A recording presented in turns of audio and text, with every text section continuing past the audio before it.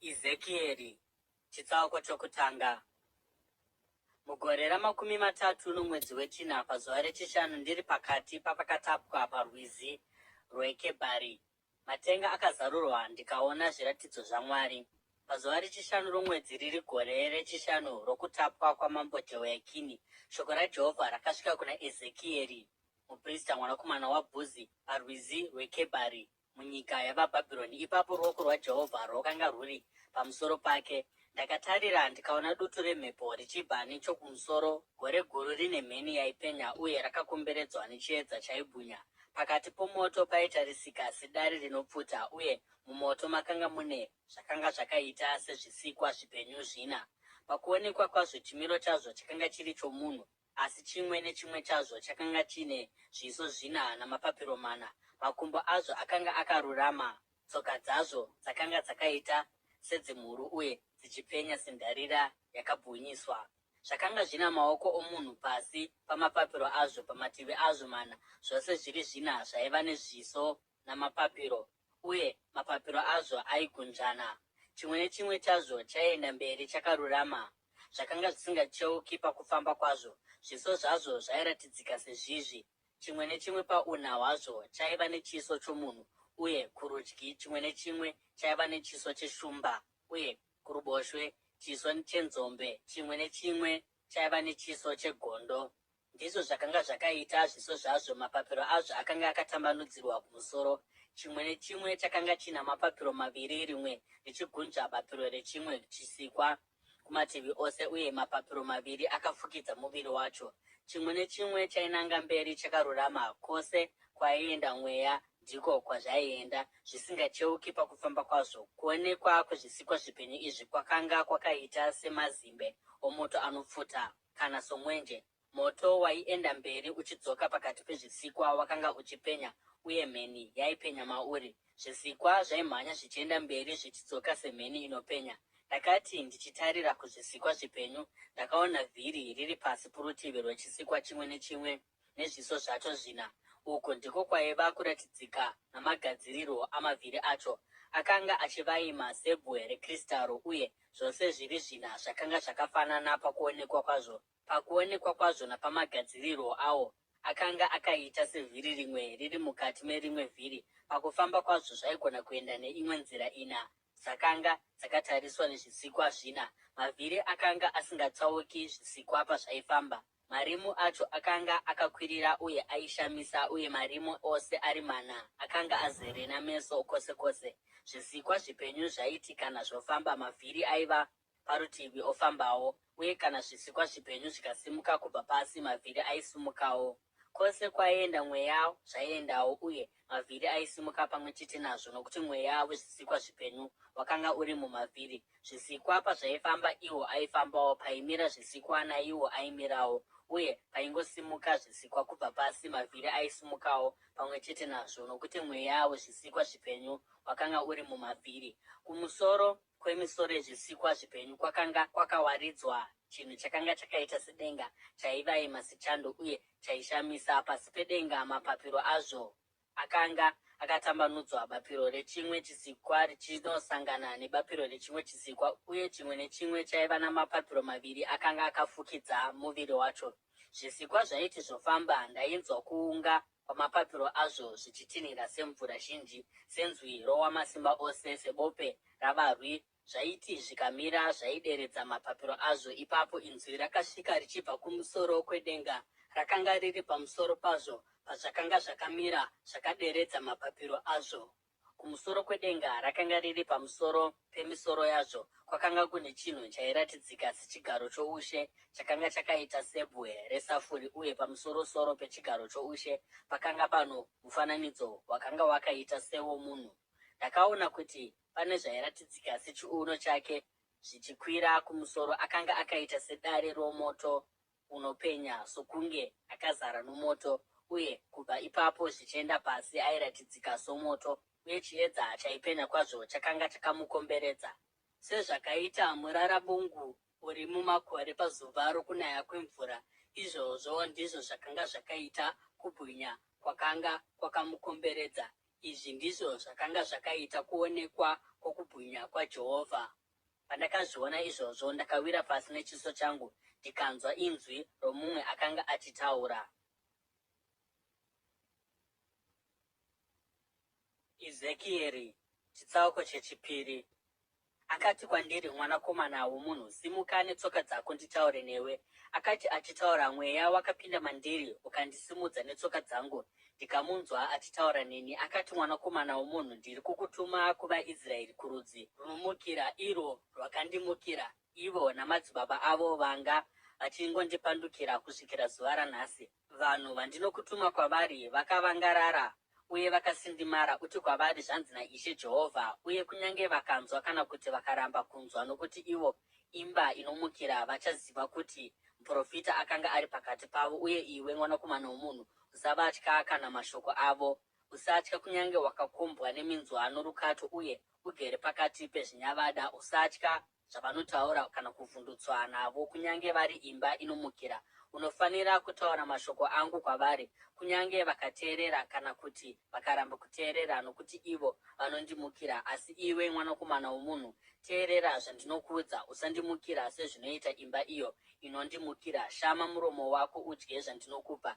Ipapo ndakatarira, ndikaona ruoko rwakatambanudzirwa kwandiri. Marwuri makanga mune gwaro rakapetenurwa pamberi pangu. Rakanga rakanyorwa kumativi aro ose mashoko amariro nokuchema nenhamo.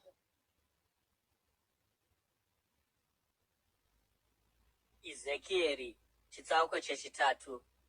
Akati kwandiri, mwanakomana womunhu, idya zviri pamberi pako, idya rugwaro urwu, zvino ugoenda undotaura neimba yaIsraeri. Saka ndakashama muromo wangu, iye akandipa rugwaro kuti ndidye. Ipapo akati kwandiri, mwanakomana womunhu, idya zviri pamberi pako, idya rugwaro urwu rwandinokupa, uzadze dumbu rako narwo. Saka ndakarudya, uye rwaitapira souchi mumukanwa mangu. Ipapo akati kwandiri, mwanakomana womunhu, chienda zvino kuimba yaIsraeri undotaura mashoko angu kwavari. Hausi kutumwa kuvanhu vane mutauro usinganzwisisiki uye norurimi runogosha, asi kuimba yaIsraeri, kwete kumarudzi mazhinji vane mitauro isinganzwisisiki norurimi rwakagosha, vana mashoko ausingagoni kunzwisisa. Zvirokwazvo dai ndakanga ndakutuma kwavari, vangadai vakakunzwa. Asi imba yaIsraeri haidi kukuteerera, nokuti haidi kunditeerera, nokuti imba yose yaIsraeri yakaomeswa mwoyo uye yakavangarara. Tarira, ndichaomesa chiso chako sezvakaita zviso zvavo. Ndichaomesa huma yako sebwe rakaomesesa, rakaoma kupfuura romusarasara. Usavatya kana kuvhunduswa navo, kunyange vari imba inomukira. Zvino akati kwandiri, mwanakomana womunhu, nditeererese uye uise mashoko ose andinotaura mumwoyo mako. Chienda zvino kuvanhu venyika yako vari muutapwa, undotaura kwavari, uti kwavari, zvanzi naIshe Jehovha, kunyange vakateerera kana vakaramba kuteerera. Ipapo mweya wakandisimudza, ndikanzwa shure kwangu inzwi rokuunga kukuru richiti, kubwinya kwaJehovha ngakurumbidzwe munzvimbo yaanogara. Uye ndakanzwa mubvumo wamapapiro ezvisikwa zvipenyu aigunzvana uye nomubvumo wamavhiri parutivi rwazvo achirira zvikuru. Ipapo mweya wakandisimudza ukandiendesa kure, uye ndakaenda ndine shungu, ndakatsamwa pamweya wangu, uye ruoko rune simba rwaJehovha ruri pamusoro pangu. Ndakasvika kuna vakatapwa vaigara kuTera Abhibhi pedyo norwizi rweKebhari. Zvino ipapo pavaigara, ndakagara pakati pavo kwamazuva manomwe, ndichishayiwa mashoko. Shure kwokupera kwamazuva manomwe, shoko raJehovha rakasvika kwandiri richiti, mwanakomana womunhu, ndakakuita nharirire yeimba yaIsraeri. Saka chinzwa shoko randinotaura uye uvayambire neyambiro inobva kwandiri. Kana ndikati kumunhu akaipa, uchafa zvirokwazvo, iwe ukasamuyambira kana kutaura uchimuyevera panzira dzake dzakaipa kuti uponese mweya wake, munhu uye akaipa achafa nokuda kwechivi chake, asi ropa rake ndicharibvunza pamusoro pako. Asi kana iwe ukamuyambira, asi iye akaramba kutendeuka pazvakaipa zvake kana panzira dzake dzakaipa, iye achafa nokuda kwechivi chake, asi iwe uchange wazviponesa.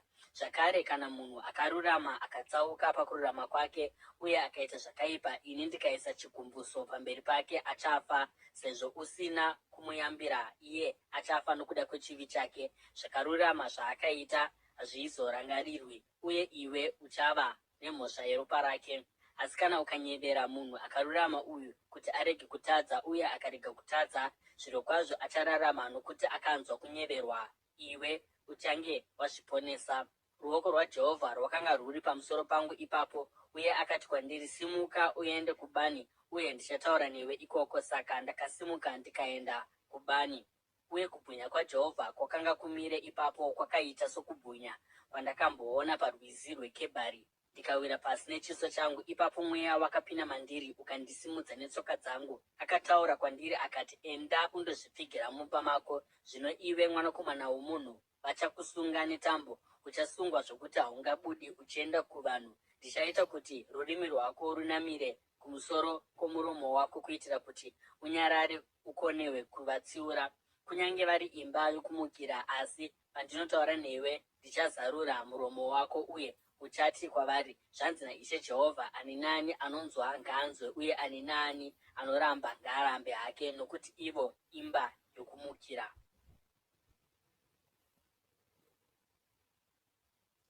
Ezekieri chitsauko chechina.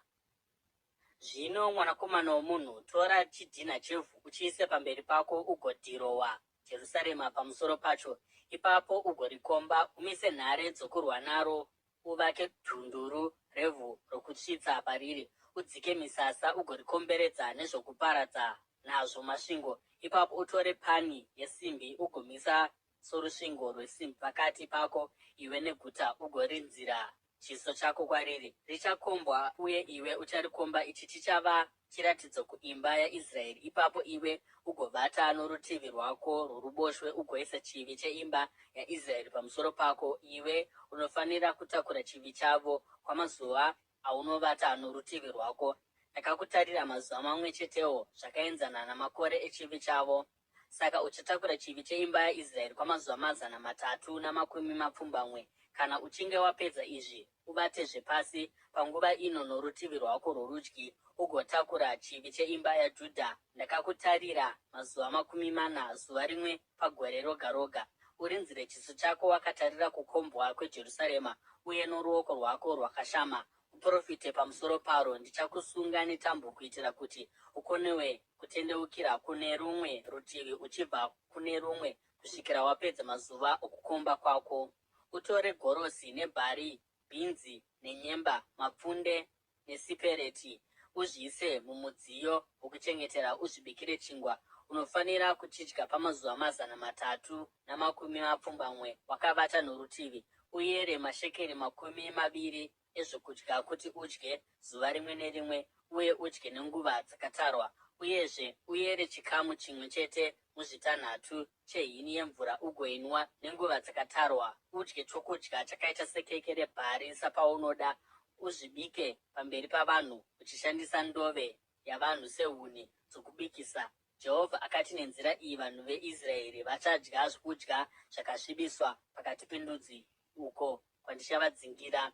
Ipapo ndakati, kwete, Ishe Jehovha, handina kumbozvisvibisa kubva pauduku hwangu kusvikira zvino. Handina kumbodya chinhu chipi zvacho chakawanikwa chakafa kana chakabvamburwa nezvikara. Hapana nyama yakasvibiswa yakambopinda mumukanwa mangu. Iye akati, zvakanaka, ndichakutendera kuti ubike chingwa chako nendove yemombe pachinzvimbo chetsvina yavanhu. Zvino akazoti kwandiri, mwanakomana womunhu, ndichamisa kupiwa kwezvokudya muJerusarema. Vanhu vachadya zvokudya zvakayerwa vachifunganya, uye vachanwa mvura yakayerwa vapererwa, nokuti zvokudya nemvura zvichashayikwa. Mumwe achavhunduka achiona mumwe, uye vachaonda nokuda kwechivi chavo. Ezekieri chitsauko chechishanu. Zvino mwanakomana womunhu, tora munondo unopinza ugoshandisa sechisvo chomugeri kuti uveure musoro wako nendebvu dzako. Ipapo utore zviyero 2 ugokamura bvudzi. Panopera mazuva okukomba kwako, upise nomoto chikamu chimwe chete kubva muzvitatu chebvudzi uri mukati meguta. Ugotora chimwe chikamu chimwe chete kubva muzvitatu, uchiteme nomunondo uchipoteredza guta.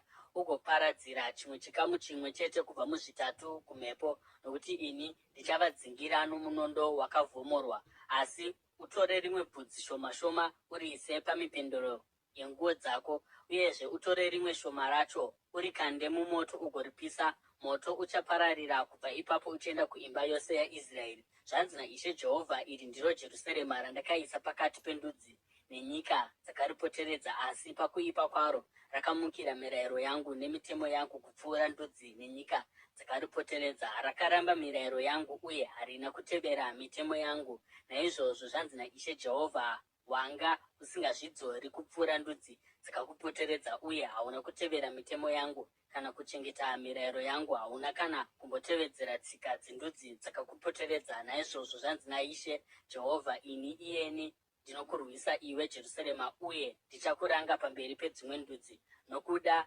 kwezvifananidzo zvako zvinonyangadza ndichakuitira zvandisina kumboita kare uye handichazozviitizve. Naizvozvo pakati pako madzibaba vachadya vana vavo uye vana vachadya madzibaba avo. Ndichakuranga uye ndichaparadzira vakasara vako vose kumhepo zhinji. Naizvozvo noupenyu hwangu, zvirokwazvo ndizvo zvinotaura Ishe Jehovha, nokuti wakasvibisa nzvimbo yangu tsvene nezvakaumbwa zvako zvinonyangadza uye namaitiro ako anosemesa, ini ndimene ndichabvisa nyasha dzangu kwauri. Handichakutarisi netsitsi kana kukuponesa. Chikamu chimwe chete kubva muzvitatu chavanhu vako vachafa nehosha kana kufa nenzara. Mukati mako chimwe chikamu chimwe chete kubva muzvitatu chichawa nokuda kwomunondo kunze kwamasvingo ako, uye chimwe chikamu chimwe chete kubva muzvitatu ndichachiparadzira kumhepo zhinji, ndigochitevera nomunondo wakavhomorwa. Ipapo kutsamwa kwangu kuchapera uye hasha dzangu dzichabva pamusoro pavo, uye ndichange ndatsiva. Uye hasha dzangu padzichange dzapera pamusoro pavo, vachaziva kuti ini Jehovha ndazvitaura nokushingaira kwangu. Ndichakuita dongo nechinhu chinoshorwa pakati pendudzi dzakakupoteredza. Pamberi pavose vanopfuura napo uchava chinhu chinoshorwa nechiseko, yambiro nechinhu chinotyisa kundudzi dzakakupoteredza. Pandinokuranga mukutsamwa nehasha dzangu uye nechituko chinobaya, ini Jehovha ndataura. Pandinokupfuura nemiseve yangu yenzara inouraya uye inoparadza, ndichapfuura kuti ndikuparadze. Ndichauyisa nzara pamusoro penzara pamusoro pako, uye ndichamisa kupiwa kwako zvokudya. Ndichatuma nzara nezvikara kuti zvizokurwisa, uye zvichakusiya usisina mwana. Denda nokuteuka kweropa zvichapfuura nomauri, uye ndichauyisa munondo pamusoro pako. Ini Jehovha ndataura. Ezekieri chitsauko chechitanhatu. Shoko raJehovha rakasvika kwandiri richiti, mwanakomana womunhu, rinzira meso ako kumakomo eIsraeri uprofite pamusoro pawo, uchiti, imi makomo eIsraeri, inzwai shoko raIshe Jehovha. Zvanzi naIshe Jehovha kumakomo nezvikomo, kuhova nokumipata, ndava pedyo nokuuyisa munondo kuti uzokurwisai, uye ndichaparadza nzvimbo dzenyu dzakakwirira. Aritari dzenyu dzichaondomorwa, uye aritari dzenyu dzezvinonhuhwira dzichaputswa, uye ndichauraya vanhu venyu pamberi pezvifananidzo zvenyu. Ndicharadzika zvitunha zvavaIsraeri pamberi pezvifananidzo zvavo, uye ndichaparadzira mapfupa enyu pamativi ose earitari dzenyu. Pose pamunogara maguta achaparadzwa, uye nzvimbo dzakakwirira dzichakoromorwa, kuitira kuti aritari dzenyu dziparadzwe ave matongo, zvifananidzo zvenyu zvipwanyiwe uye zviparadzwe. Aritari dzenyu dzezvinonhuhwira dziputsirwe pasi, uye zvamakaita zvipedzwe chose. Vanhu venyu vachawira pasi, ivo vaurayiwa pakati penyu, uye muchaziva kuti ndini Jehovha. Asi ndichasiya vamwe, nokuti vamwe venyu vachapunyuka pamunondo pamuchaparadzirwa pakati penyika nendudzi. Ipapo vakapunyuka vachandirangarira vari pakati pendudzi kwavakaendeswa kuutapwa, kuti ndakashungurudzwa sei nemwoyo yavo youfeve, iyo yakatsauka kubva kwandiri, uye nameso avo akachiva zvifananidzo zvavo. Vachazvisema pachavo nokuda kwezvakaipa zvavakaita nezvinyangadzo zvavo zvose, uye vachiziva kuti ndini Jehovha. Handina kutaura pasina kuti ndichauyisa njodzi iyi pamusoro pavo. Zvanzi naIshe Jehovha, rovai maoko enyu pamwe chete uye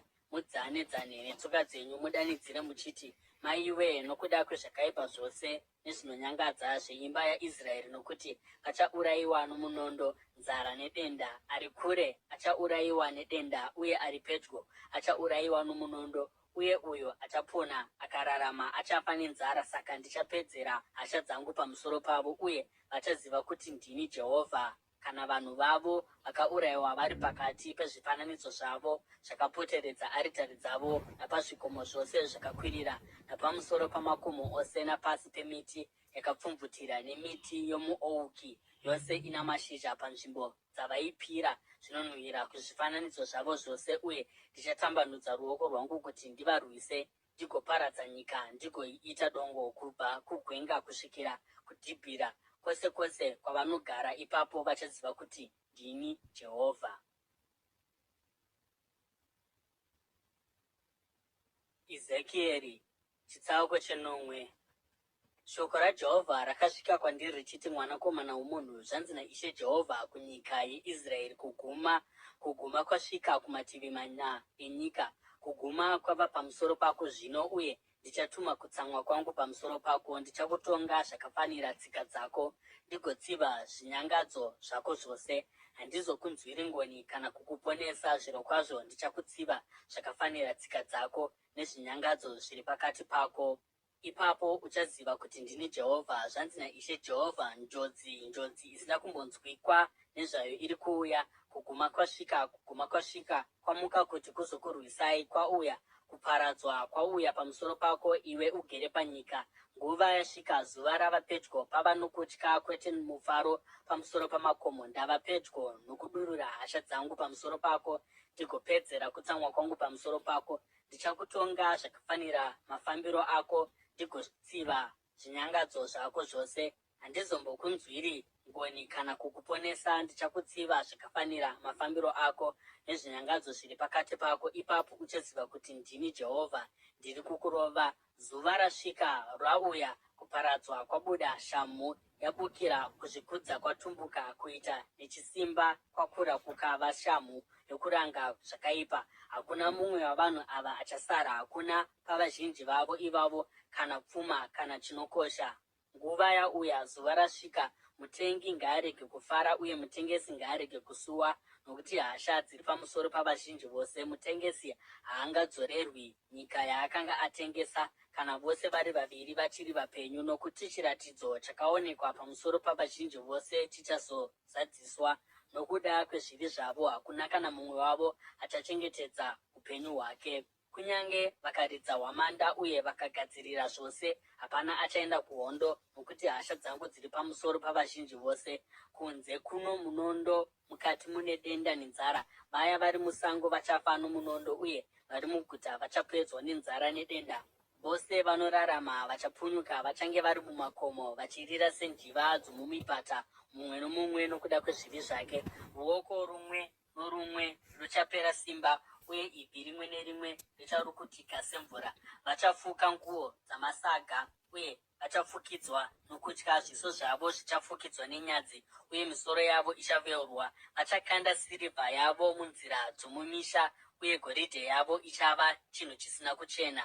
Sirivha yavo negoridhe ravo hazvingavaponesi pazuva rokutsamwa kwaJehovha. Hazvingapedzi nzara yavo kana kugutsa matumbu avo nazvo, nokuti ndizvo zvakavagumbusa vakapinda muchivi. Vakanga vachizvikudza nokuda kwoukomba hwavo hwakanaka, uye vachihushandisa kuita zvifananidzo zvinonyangadza nezviumbwa zvakaipisisa. Naizvozvo ndichashandura izvi zvikava chinhu chine tsvina kwavari. Ndichazvipa zvose kuvatorwa sezvinhu zvakapambwa, uye sepfuma ingapambwa navakaipa venyika, uye vachazvisvibisa. Ndichavafuratira, uye vachasvibisa nzvimbo yangu inokosha. Mbavha dzichapinda mairi dzigoisvibisa. Gadzirai ngetani, nokuti nyika izere nokuteura ropa, uye guta rizere nokuita nechisimba. Ndichauyisa vanhu vakaipisisa vendudzi kuti vavatorere dzimba dzavo. Ndichaita kuti kuzvikudza kwavane simba kugume, uye nzvimbo dzavo tsvene dzichasvibiswa. Kana kutya kwauya, vachatsvaka rugare, asi havangaruwani. Kuchauya njodzi pamusoro penjodzi, uye guhu pamusoro peguhu. Vachaedza kutsvaka chiratidzo kumuprofita, kudzidziswa murayiro nomuprista kuchashayikwa, namazano anobva kuvakuruwo achashayikwa. Mambo achachema, muchinda achafukidzwa nokuora mwoyo, uye maoko avanhu vomunyika achadedera. Ndichavaitira zvakafanira mafambiro avo, uye ndichavatonga nemitemo yavo. Ipapo vachaziva kuti ndini Jehovha. Ezekieri Chitsauko chesere. Mugore rechitanhatu mumwedzi wechitanhatu pazuva reshanu, pandakanga ndirere mumba mangu uye vakuru veJudha vagere pamberi pangu, ruoko rwaIshe Jehovha rwakauya pamusoro pangu. Ipapo ndakatarisa ndikaona chimiro chakaita sechomunhu. Kubva ipapo zvichikwira kumusoro, kuratidzika kwake kwainge kuchibwinya sedare rinopisa. Akatambanudza chakanga chakaita soruoko akandibata nebvudzi romusoro wangu. Mweya akandisimudza pakati penyika nedenga, uye muzviratidzo zvaMwari akanditora akandiendesa kuJerusarema, kumukova wokusuo rokumusoro roruvazhe rwomukati. Pakanga pamire chifananidzo chinomutsa godo, uye ipapo pamberi pangu pakanga pane kubwinya kwaMwari waIsraeri sepachiratidzo chandakanga ndaona mubani. Ipapo akati kwandiri, mwanakomana womunhu, tarira kumusoro. Naizvozvo ndakatarisa, uye pamukova wokumusoro kwesuo rearitari ndakaona chifananidzo ichi chegodo. Uye akati kwandiri, mwanakomana womunhu, unoona zvavari kuita here? Izvo zvino zvinonyangadza chose zvinoitwa neimba yaIsraeri pano, zvinhu zvichandiisa kure neimba yangu tsvene. Asika uchaona zvimwe zvinhu zvinonyangadza kwazvo. Ipapo akaenda neni kumukova wokuruvazhe. Ndakatarisa ndikaona buri pamadziro. Iye akati kwandiri, mwanakomana womunhu, chichera zvino mumadziro. Saka ndakachera mumadziro ndikaona mukova imomo. Ipapo akati kwandiri, pinda mukati undoona zvinhu zvakaipa uye zvinonyangadza zvavanoita pano. Saka ndakapinda mukati ndikatarisa, ndikaona mifananidzo pamadziro ose yezvinhu zvose zvinokambaira uye nemhuka dzinonyangadza nezvifananidzo zvose zveimba yaIsraeri. Pamberi pazvo pakanga pamire vakuru 80 veimba yaIsraeri, uye Jaazania mwanakomana waShafani akanga akamira pakati pavo. Mumwe nomumwe akanga akabata hadyana yezvinonhuhwira muruoko rwake, uye munhuwi wegore rezvinonhuhwira wakanga uchienda kumusoro. Iye akati kwandiri, mwanakomana womunhu, waona here zvinoitwa navakuru veimba yaIsraeri murima, mumwe nomumwe pashongwe yechifananidzo chake? Vanoti, Jehovha haationi, Jehovha akaramba nyika. Akatizve, uchavaona vachiita zvinhu zvinonyangadza kupfuura izvi. Ipapo akaenda neni kumukova wokusuo rokumusoro weimba yaJehovha. Ndikaona vakadzi vagerepo vachichema Tamuzi. Akati kwandiri, unoona here izvi, mwanakomana womunhu? Uchaona zvinhu zvakatonyanya kuipa kupfuura izvi. Zvino akaenda neni kuruvazhe rwokumukati meimba yaJehovha, uye ipapo pamukova wetemberi, pakati pebiravira nearitari, pakanga pana varume vaikarosvika 25. Vakafuratira temberi yaJehovha, uye zviso zvavo zvakatarisa kumabvazuva. Vakanga vachipfugamira zuva kurutivi rwamabvazuva. Akati kwandiri, wazviona here izvi, iwe mwanakomana womunhu? Chinhu chiduku here kuimba yaJudha kuti vaite zvinhu zvinonyangadza zvavari kuita pano? Vanofanira here kuzadzazve nyika nechisimba uye nokuramba vachinditsamwisa? Vatarise vachiisa davi kumhunhu dzavo. Naizvozvo ndichavaranga nehasha. Handingavanzwiri tsitsi kana kuvaponesa. Kunyange vakaridza mhere munzeve dzangu, handingavanzwi.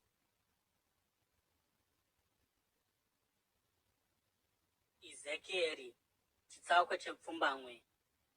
Ipapo ndakamunzwa achidanidzira nenzwi guru achiti, uya navarindi veguta pano, mumwe nomumwe ano munondo muruoko rwake. Ipapo ndakaona varume 6 vachiuya vachibva nokurutivi rwesuo rokumusoro rakatarisa kumusoro, mumwe nomumwe ano munondo unopinza kwazvo muruoko rwake. Pakati pavo pakanga pano murume akanga akapfeka mucheka wakaisvonaka, ane zvinyoreso parutivi rwake. Ivo vakapinda vakamira parutivi rwearitari yendarira. Zvino kubwinya kwaMwari waIsraeri kwakakwira kuchibva pamusoro pamakerubhi pakwakanga kuri ndokuswedera chikumbaridzo chetemberi. Ipapo Jehovha akadana murume akanga akapfeka mucheka uya akanga ane zvinyoreso parutivi rwake. Akati kwaari, pfuura nomuguta rose reJerusarema uye uise munembo pahuma dzavaya vanotsutsumwa navanochema pamusoro pezvinhu zvinonyangadza zvinoitwa mariri. Ndichakateerera. Iye akati kuna vamwe, muteverei nomukati meguta, muuraye musingambonzwiri ngoni kana tsitsi. Urayai vatana, majaya navarandakadzi, madzimai navana, asi musabata ani zvake ano munembo. Mutangire paimba tsvene yangu. Saka vakatanga navakuru vakanga vari mberi kwetemberi. Ipapo akati kwavari, svibisai temberi muzadze mavazhe navakaurayiwa. Endai. Naizvozvo vakaenda vakatanga kuuraya muguta rose. Pavakanga vachiuraya uye ini ndasara ndoga, ndakawira pasi nechiso ndichidanidzira ndichiti, haiwa Ishe Jehovha, muchaparadza vakasara vose vaIsraeri pakudururwa kwehasha dzenyu pamusoro peJerusarema here? Akandipindura achiti, chivi cheimba yaIsraeri neJudha chakura kwazvo, nyika yazara nokuteura ropa, uye guta razara nokusaruramisira. Ivo vanoti Jehovha akaramba nyika, Jehovha haoni. Saka handingambovanzwiri tsitsi kana kuvaponesa, asi ndichauyisa pamisoro yavo zvavakaita. Ipapo murume uya akanga akapfeka mucheka wakaisvonaka ane zvokunyoresa parutivi pake akadzoka neshoko achiti, ndaita sezvamakarayira.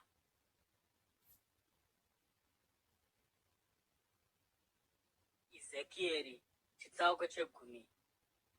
Ndakatarisa ndikaona chinhu chakafanana nechigaro choushe chesafire pamusoro pedenga raiva pamusoro pemisoro yamakerubhi. Jehovha akati kumurume uya akanga akapfeka mucheka wakaisvonaka, enda pakati pamavhiri ari munyasi mamakerubhi, uzadze maoko ako namazimbe anopisa anobva pamakerubhi, ugoparadzira pamusoro peguta. Iye akapinda, ini ndakatarira. Zvino makerubhi akanga akamira parutivi rwezasi kwetemberi murume paakapinda, uye gore rakazadza ruvazhe rwomukati. Ipapo kubwinya kwaJehovha kwakakwira pamusoro pamakerubhi kukaswedera kuchikumbaridzo chetemberi. Gore rakazadza temberi, uye ruvazhe rwakazadzwa nokupenya kwokubwinya kwaJehovha.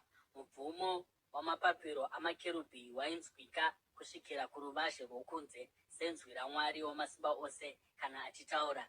Jehovha akati arayira murume akanga akapfeka mucheka wakaisvonaka achiti, tora moto pakati pamavhiri kubva pamakerubhi. Murume akapinda mukati akamira parutivi rwevhiri. Ipapo rimwe ramakerubhi rakatambanudzira ruoko rwaro kumoto wakanga uri pakati pawo. Akatora mumwe moto ndokuuisa mumaoko omurume akanga akapfeka mucheka wakaisvonaka.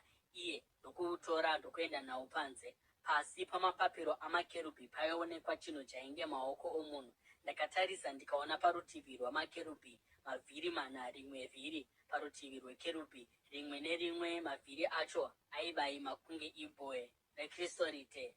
Pakuonekwa kwawo mana acho akanga akafanana, rimwe nerimwe rakanga rakaita sevhiri riri mukati merimwe vhiri. Paaifamba aigona kuenda kune imwe nzira ina kwakanga kwakatarisa makerubhi. Mavhiri haana kutsauka pakufamba kwaiita makerubhi. Makerubhi akaenda munzira ipi zvayo kwakanga kwakatarira musoro, asingatsauki pakufamba kwawo. Miviri yawo yose pamwe chete nemisana yawo, maoko awo namapapiro awo zvakanga zvakazara nameso, zvakanga zvakadarowo namavhiri awo ari mana. Ndakanzwa mavhiri achitumidzwa zita rokuti mavhiri okumonereka. Kerubhi rimwe nerimwe rakanga rine zviso zvina. Chimwe chiso chakanga chiri chekerubhi, chechipiri chakanga chiri chiso chomunhu, chiso chechitatu chakanga chiri cheshumba, chiso chechina chakanga chiri chegondo.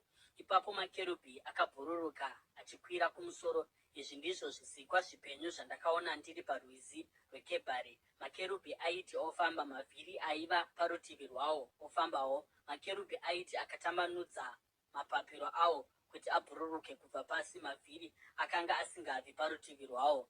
Kana makerubhi akamira, iwo aimirawo, uye makerubhi akabhururuka, iwo aisimuka pamwe chete nawo, nokuti mweya wezvisikwa zvipenyu wakanga uri maari. Ipapo kubwinya kwaJehovha kwakabva pamusoro pechikumbaridzo chetemberi kukamira pamusoro pamakerubhi. Ndichakatarisa izvi, makerubhi akatambanudza mapapiro awo ndokubhururuka kubva pasi, uye paaienda mavhiri aiendawo nawo. Akandomira pamukova wesuo rokumabvazuva kweimba yaJehovha, uye kubwinya kwaMwari waIsraeri kwakanga kuri pamusoro pawo. Izvi ndizvo zvisikwa zvipenyu zvandakanga ndaona pasi paMwari waIsraeri parwizi rweKebhari, uye ndikaziva kuti akanga ari makerubhi. Rimwe nerimwe rakanga rine zviso zvina namapapiro mana, uye pasi pamapapiro awo pakanga pane zvairatidzika samaoko omunhu. Zviso zvawo zvakanga zvichiratidzika sezviya zvandakanga ndamboona parwizi rweKebhari. Chimwe nechimwe chaifamba chakananga mberi. Ezekieri chitsauko 11. Ipapo mweya wakandisimudza ukaenda neni pasuo reimba yaJehovha rakatarira kumabvazuva. Pamukova wesuo ipapo pakanga pane varume 25, uye ndakaona pakati pavo Jaazania mwanakomana waAzuri naPeratia mwanakomana waBhenaya, vatungamiri vavanhu. Jehovha akati kwandiri, mwanakomana womunhu, ava ndivo varume vanorangana zvakaipa nokupa mano akaipa muguta rino. Vanoti, ko, nguva haisati yasvika here yokuvaka dzimba? Guta rino ihari yokubikira, uye isu tisu nyama. Naizvozvo profita pamusoro pavo, profita, mwanakomana womunhu. Ipapo mweya waJehovha wakauya pamusoro pangu, iye akanditaurira kuti nditi, zvanzi naJehovha, ndizvo zvamunotaura imi imba yaIsraeri, asi ndinoziva zvamunofunga mundangariro dzenyu. Makauraya vanhu vazhinji muguta rino, uye mukazadza nzira dzaro nevakafa.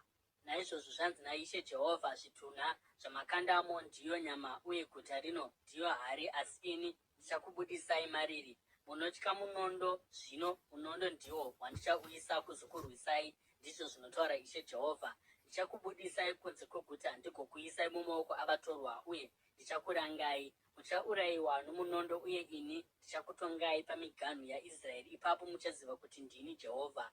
Guta rino haringavi hari kwamuri, nemi hamungavi nyama mariri. Ndichakutongai ini pamiganhu yeIsraeri, uye muchaziva kuti ndini Jehovha, nokuti hamuna kutevera mitemo yangu kana kuchengeta mirayiro yangu, asi makafamba netsika dzendudzi dzakakupoteredzai. Zvino ndakati ndichiprofita, Peratia mwanakomana waBhenaya akafa. Ipapo ndakawira pasi nechiso ndikachema zvikuru ndichiti, haiwa Ishe Jehovha, ko, muchaparadza chose vakasara vaIsraeri here? Shoko raJehovha rakasvika kwandiri richiti, mwanakomana womunhu, hama dzako dzeropa neimba yose yaIsraeri ndivo vainzi navanhu veJerusarema vari kure kwazvo naJehovha. Nyika ino takaipiwa kuti ive yedu. Naizvozvo uti, zvanzi naIshe Jehovha, kunyange ndakavaendesa kure pakati pendudzi, uye ndikavaparadzira pakati penyika, asi kwechinguva chiduku ndakanga ndiri nzvimbo yavo tsvene munyika dzavakaenda. Naizvozvo uti, zvanzi naIshe Jehovha, ndichakuunganidzai kubva kundudzi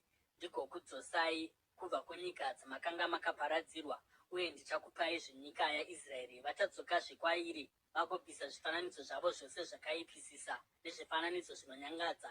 Ndichavapa mwoyo mumwe, uye ndichaisa mweya mutsva mukati mavo. Ndichabvisa mwoyo webwe mukati mavo ndigovapa mwoyo wenyama. Ipapo vachatevera mitemo yangu, uye vachachenjerera kuchengeta mirayiro yangu. Vachava vanhu vangu, uye ini ndichava Mwari wavo. Asi kana vari vaya vane mwoyo inotevera zvakaumbwa zvavo zvakaipisisa nezvifananidzo zvinonyangadza, ndichaburutsa pamisoro yavo chaiyo zvavakaita, ndizvo zvinotaura Ishe Jehovha. Ipapo makerubhi namavhiri parutivi pawo akatambanudza mapapiro awo, uye kubwinya kwaMwari waIsraeri kwakanga kuri pamusoro pawo. Kubwinya kwaJehovha kwakakwira kuchibva mukati meguta kukandomira pamusoro pegomo nechokumabvazuva kwaro. Mweya wakandisumudza ukaenda neni kuna vakatapwa vari muBhabhironi, muchiratidzo chakapiwa nomweya waMwari. Ipapo chiratidzo chandakanga ndaona chakakwidzwa kubva pandiri, uye ndakaudza vakatapwa zvinhu zvose zvandakaratidzwa naJehovha.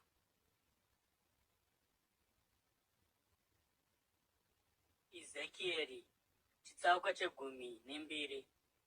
Shoko raJehovha rakasvika kwandiri richiti, mwanakomana womunhu, iwe ugere pakati pavanhu vanondimukira, vane meso okuona asi havaoni, vane nzeve dzokunzwa asi havanzwi, nokuti vanhu vokumukira. Naizvozvo, mwanakomana womunhu, rongedza midziyo yako utame, uye utame masikati vakakutarira. Ubude ubve panzvimbo yauri uende kune imwe nzvimbo. Zvimwe vachanzwisisa, kunyange vari imba inondimukira masikati chaiwo vakatarira. Iwe budisa nhumbi dzako dzakarongedzerwa kutama. Ipapo panguva yamadekwana ivo vakatarira.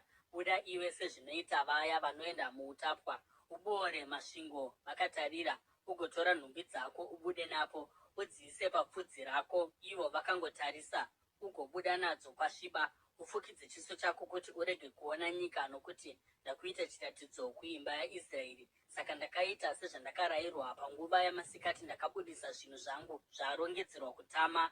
Zvino panguva yamadekwana ndakaboora masvingo namaoko angu, ndakabudisa nhumbi dzangu kwasviba. Ndakazvitakura pamapfudzi angu, ivo vakangotarisa. Shoko raJehovha rakasvika kwandiri panguva yamangwanani richiti, mwanakomana womunhu, imba iyo yokundimukira yaIsraeri haina kukubvunza here kuti uri kuiteiko? Uti kwavari, zvanzi naIshe Jehovha, chirevo ichi chinoreva muchinda weJerusarema neimba yose yaIsraeri iripo, uti kwavari, ini ndiri chiratidzo kwamuri, sezvandakaita ndizvo zvavachaitirwawo. Vachaenda kuutapwa senhapwa.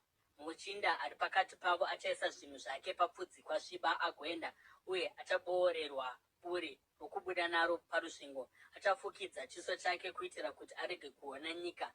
Ndichamutambanudzira mumbure wangu, uye achabatwa mumusungo wangu. Ndichamuendesa kuBhabhironi, nyika yavaKaradhiya, asi haasi kuzoiona, uye ikoko ndiko kwaachafira. Ndichaparadzira kumhepo vose vakamupoteredza, vashandiri vake namauto ake, uye ndichavatevera nomunondo wakavhomorwa. Vachaziva kuti ndini Jehovha pandichavaparadzira pakati pendudzi, ndigovaparadzira kunyika dzose. Asi ndichasiya vashoma vavo pamunondo napanzara nedenda, kuitira kuti pakati pendudzi kwavachaenda zvimwe vangarangarira zvinyangadzo zvavo zvavakaita zvose. Ipapo vachaziva kuti ndini Jehovha.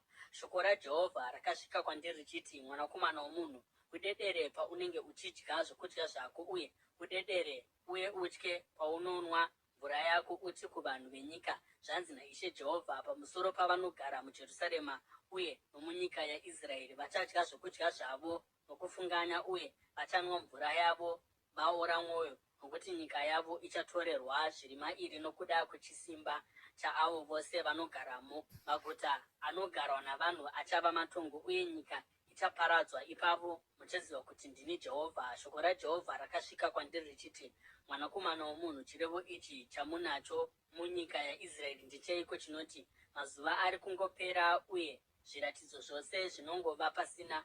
Uti kwavari, zvanzi naIshe Jehovha, ndichaita kuti chirevo ichi chigume, uye havachazochitauri muIsraeri. Uti kwavari, mazuva aswedera okuti zviratidzo zvose zvizadziswe, nokuti hakuchazovizve nezviratidzo zvenhema kana kuvuka kunobata kumeso pakati pavanhu veIsraeri. Asi ini Jehovha ndichataura zvandichataura, uye zvichazadzisika zvisinganonoki. Nokuti pamazuva enyu, imi imba yokumukira, ndichazadzisa zvose zvandinotaura, ndizvo zvinotaura Ishe Jehovha. Shoko raJehovha rakauya kwandiri richiti, mwanakomana womunhu, imba yaIsraeri iri kuti, chiratidzo chaanoona ndechamakore mazhinji kubva iye zvino, uye anoprofita zvenguva inouya zviri kure. Naizvozvo uti kwavari, zvanzi naIshe Jehovha, hakuna shoko rangu richanonokazve. Zvose zvandinoreva zvichazadzisika, ndizvo zvinotaura Ishe Jehovha.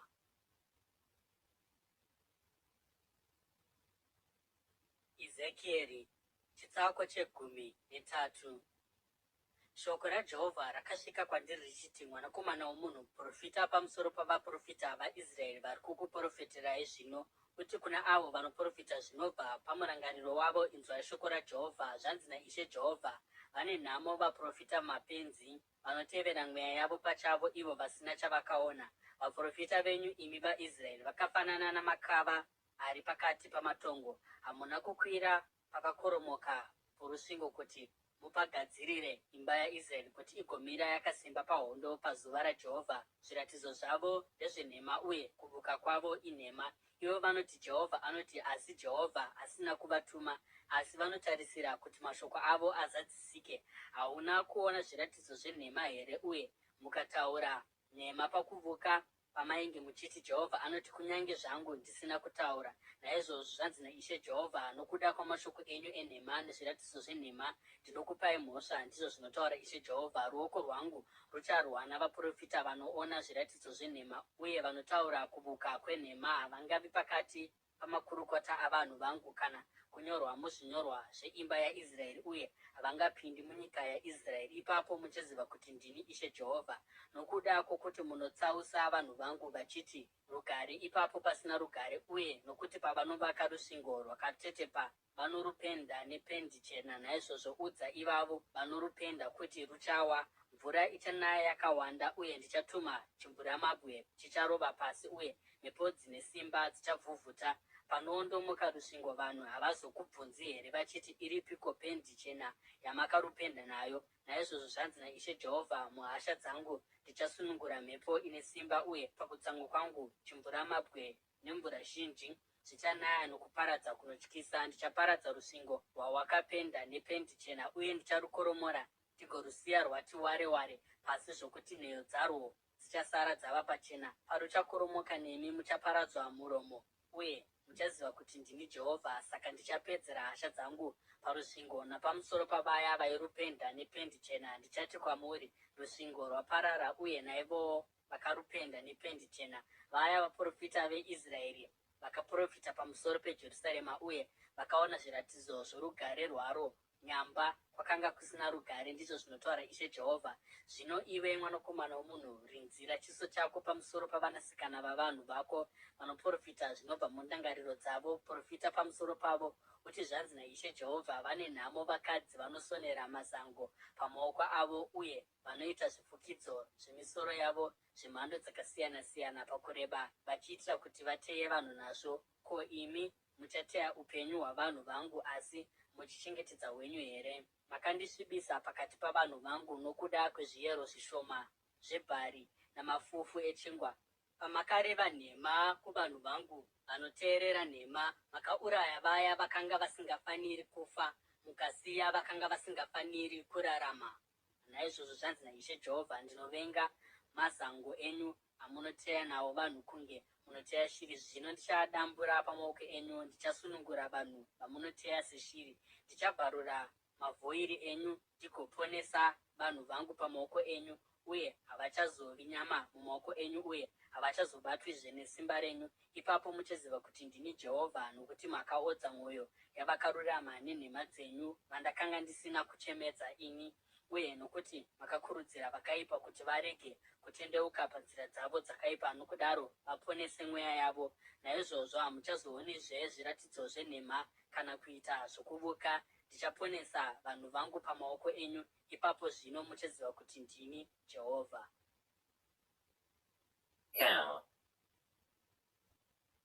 Ezekieri chitsauko chegumi neina. Vamwe vavakuru veIsraeri vakauya kwandiri vakagara pasi pamberi pangu. Ipapo shoko raJehovha rakasvika kwandiri richiti, mwanakomana womunhu, ava vanhu vakaisa zvifananidzo mumwoyo yavo, vakaisa zvikumbuso zvakaipa pamberi pavo. Ndingavatendera kuti vatombondibvunza here? Naizvozvo taura navo ugovaudza kuti zvanzi naIshe Jehovha, kana muIsraeri upi zvake akaisa zvifananidzo mumwoyo make uye akaisa chikumbuso chakaipa pamberi pake ndokuenda kumuprofita, ini Jehovha ndichamupindura pachangu zvinoenderana nokunamata kwake zvifananidzo zvake zvikuru. Ndichaita izvi kuti ndibatezve mwoyo yavanhu veIsraeri, ivo vakandisiya vose, kuti vatevere zvifananidzo zvavo. Naizvozvo uti kuimba yeIsraeri, zvanzi naIshe Jehovha, tendeukai, dzokai mufuratire zvifananidzo zvenyu, musiye mabasa enyu ose anonyangadza. Kana muIsraeri upi zvake, kana mutorwa agere muIsraeri akazvitsaura kubva pandiri, akaisa zvifananidzo mumwoyo make uye akaisa chikumbuso chakaipa pamberi pake, ndokuenda kumuprofita kundobvunza nezvangu, ini Jehovha ndichamupindura pachangu. Ndicharinzira chiso changu pamusoro pomunhu uyo kuti ndimurwise, uye ndichamuita muenzaniso netsumo. Ndichamubvisa pakati pavanhu vangu. Ipapo muchaziva kuti ndini Jehovha. Uye kana muprofita akanyengerwa kuti ataure chiprofita, ini Jehovha ndini ndamunyengera, uye ndichatambanudza ruoko rwangu pamusoro pake ndigomuparadza pakati pavanhu veIsraeri. Vachatakura mhosva yavo, ivo muprofita achava nemhosva zvakangoenzana naiye auya kuzomubvunza. Ipapo vanhu veIsraeri havangazotsaukizve vachibva kwandiri kana kuzvisvibisazve nezvivi zvavo zvose. Vachava vanhu vangu, uye ini ndichava Mwari wavo, ndizvo zvinotaura Ishe Jehovha. Shoko raJehovha rakasvika kwandiri richiti, mwanakomana womunhu, kana nyika ikanditadzira nokusatendeka kwayo, uye ini ndikatambanudza ruoko rwangu pamusoro payo kuti ndiparadze kugoverwa kwayo zvokudya, nokutumira nzara pamusoro payo, nokuuraya vanhu vayo nezvipfuwo zvayo, kunyange dai varume vatatu ava, Noa, Dhanieri naJobho, vaiva mairi, vaingogona kuzviponesa ivo pachavo nokuda kwokururama kwavo, ndizvo zvinotaura Ishe Jehovha, kana dai ndikatumira zvikara munyika imomo, izvo zvikaisiya isina kana mwana, uye ikazoparadzwa zvokuti pashayikwe anopfuura nomo nokuda kwezvikara, zviro kwazvo noupenyu hwangu, ndizvo zvinotaura Ishe Jehovha, kunyange dai varume vatatu ava vaivamo, havaizogona kuponesa vanakomana vavo kana vanasikana vavo. Ivo chete ndivo vaingopona, asi nyika yaizoparadzwa. Kana dai ndaiuyisa munondo kuzorwisa nyika iyo, ndikati munondo ngaupfuure nomunyika yose, uye ndikauraya vanhu vayo nezvipfuwo zvayo, Zvirokwazvo upenyu hwangu ndizvo zvinotaura Ishe Jehovha, kunyange dai varume ava vatatu vaivamo, havaizogona kuponesa vanakomana vavo kana vanasikana vavo ivo voga ndivo vaizoponeswa, kana dai ndikatuma denda munyika ndikadurura hasha dzangu pamusoro payo nokuteura ropa. Ndichauraya vanhu vayo nezvipfuwo zvayo. Zvirokwazvo noupenyu hwangu ndizvo zvinotaura Ishe Jehovha, kunyange dai Noa naDhanieri naJobho vaivamo, havaigona kuponesa mwanakomana kana mwanasikana. Vaingozviponesa ivo chete nokuda kwokururama kwavo. Nokuti zvanzi naIshe Jehovha, zvichaipisisa sei kana ndikatuma pamusoro peJerusarema zvinotyisa zvina zvandakatonga, zvinoti munondo, nzara, zvikara nedenda, kuzouraya vanhu varo nezvipfuwo zvaro. Kunyange zvakadaro hazvo, pachava navanosara, vanakomana navanasikana vachabudiswa mairi. Vachauya kwamuri, uye pamunoona tsika dzavo namabasa avo, muchanyaradzwa pamusoro penjodzi yandakauyisa pamusoro peJerusarema. Njodzi dzose dzandakauyisa pairi muchanyaradzwa pamunoona tsika dzavo namabasa avo, nokuti muchaziva kuti hapana chandakaita mariri pasina chikonzero, ndizvo zvinotaura Ishe Jehovha.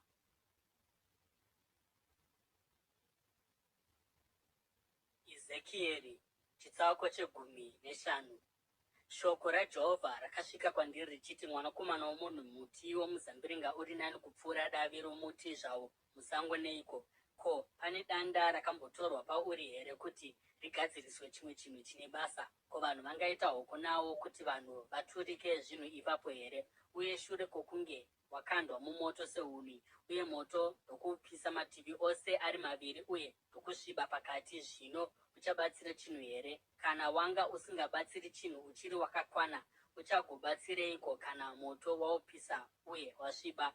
Naizvozvo zvanzi naIshe Jehovha, sezvo ndakaisa miti yemizambiringa pakati pemiti yesango sehuni dzomoto, ndizvo zvandichaita kuvanhu vagere muJerusarema. Ndicharinzira chiso changu kwavari kuti ndivarwise. Kunyange zvavo vakabuda mumoto, moto uchavaparadza. Uye pandinorinzira chiso changu kwavari kuti ndivarwise, muchaziva kuti ndini Jehovha ndichaparadza nyika, nokuti vakanga vasina kutendeka, ndizvo zvinotaura Ishe Jehovha.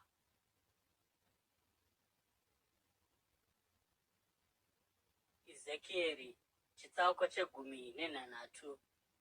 Shoko raJehovha rakasvika kwandiri richiti, mwanakomana womunhu, tsiura Jerusarema pamwe chete nezvinyangadzo zvaro, uti, zvanzi naIshe Jehovha kuJerusarema, madzitateguru ako nokwaakaberekerwa ndiko kunyika yeKenani. Baba vako vakanga vari muAmori, uye mai vako vakanga vari muHiti. Pazuva rawakaberekwa rukuvhute rwako haruna kugurwa, uye hauna kushambidzwa nemvura kuti uchene, uye hauna kutongokwizwa nomunyu kana kuputirwa mumucheka. Hakuna munhu akakunzwira tsitsi kana kuva nengoni newe kuti akuitire chinhu chimwe chezvinhu izvi, asi wakarasirwa kusango, nokuti musi wawakaberekwa iwe wakashorwa.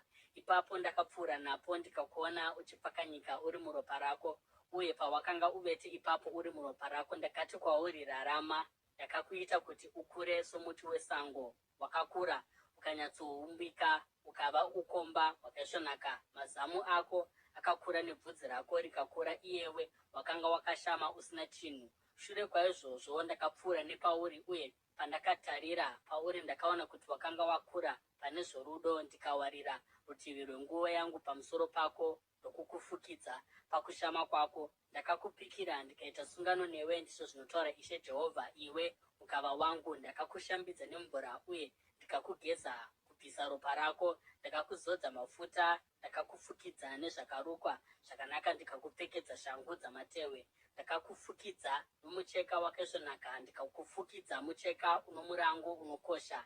Ndakakushongedza noukomba, ndakaisa zvishongo zvomumaoko nouketani pamutsipa wako, uye ndakaisa mhete pamhuno yako, nemhete panzeve dzako, uye nekorona yakanaka pamusoro wako. Saka wakashongedzwa negoridhe nesirivha. Nguo dzako dzaiva dzomucheka wakaisvonaka, uye mucheka womutengo mukuru, nomucheka wakarukwa. Zvokudya zvako zvaiva zvoupfu hwakatsetseka nouchi namafuta omuorivhi. Wakabva wanaka chose, ukasimukira kusvikira wava mambokadzi. Mukurumbira wokunaka kwako wakapararira pakati pendudzi, nokuti kubwinya kwandakaisa pamusoro pako kwakaita kuti kunaka kwako kuve kwangu, ndizvo zvinotaura Ishe Jehovha. Asi iwe wakavimba norunako rwako, ukashandisa mbiri yako kuti uve chifeve. Wakazadza munhu wose akapfuura napauri noufeve, uye nokuda kworunako rwako ukava wake, wakatora dzimwe nhumbi dzako ukashongedza nzvimbo dzakakwirira kwawakaramba uchiitira ufeve hwako. Zvinhu zvakadaro hazvifaniri kuitika uye hazvifaniri kutomboitwa. Wakatorazve ukomba hwezvishongo zvakaisvonaka zvandakakupa, ukomba hwakaitwa negoridhe nesirivha, uye ukazviitira zvifananidzo zvechirume ndokuita ufeve nazvo. Uye wakatora nguo dzako dzakarukwa kuti ufukidze zvifananidzo, uye ukapira mafuta angu ezvinonhuhwira pamberi pazvo.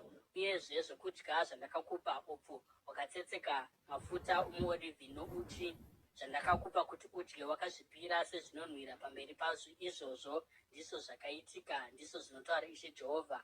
Uye wakatora vanakomana navanasikana vawakaberekera ini ukavabayira sezvokudya kuzvifananidzo. Ko, ufeve hwako hwakanga husina kuringana here? Wakauraya vana vangu ukavabayira kuzvifananidzo. Mumabasa ako ose anonyangadza hauna kurangarira mazuva ouduku hwako, pawakanga usina kupfeka, usina chinhu, uchikava-kava uri muropa rako. Nhamo, une nhamo iwe, ndizvo zvinotaura Ishe Jehovha. Pamusoro pokumwe kuipa kwako kwose, wakazvivakira nzvimbo yakakwirira ukazviitira shongwe refu pazvivara zvose zvomusha. Wakavaka shongwe dzako refu panotangira nzira dzose dzomumusha, nokuderedza runako rwako uchipira muviri wako nokuwanza kupata kwako kuna ani zvake aipfuura napauri. Wakaita ufeve navaIjipita vawakavakidzana navo, ivo vazere noruchiva, ukamutsa kutsamwa kwangu nokuwanda kwokupata kwako. Saka ndakatambanudza ruoko rwangu kuti ndikurwise, ndikatapudza nyika yako, ndikakuisa pasi pokukara kwavavengi vako, vanasikana vavaFiristia, ivo vakavhundutswa namafambiro ako, vakaita zveufeve navaAsiria, nokuti wakanga usingagoni kuguta.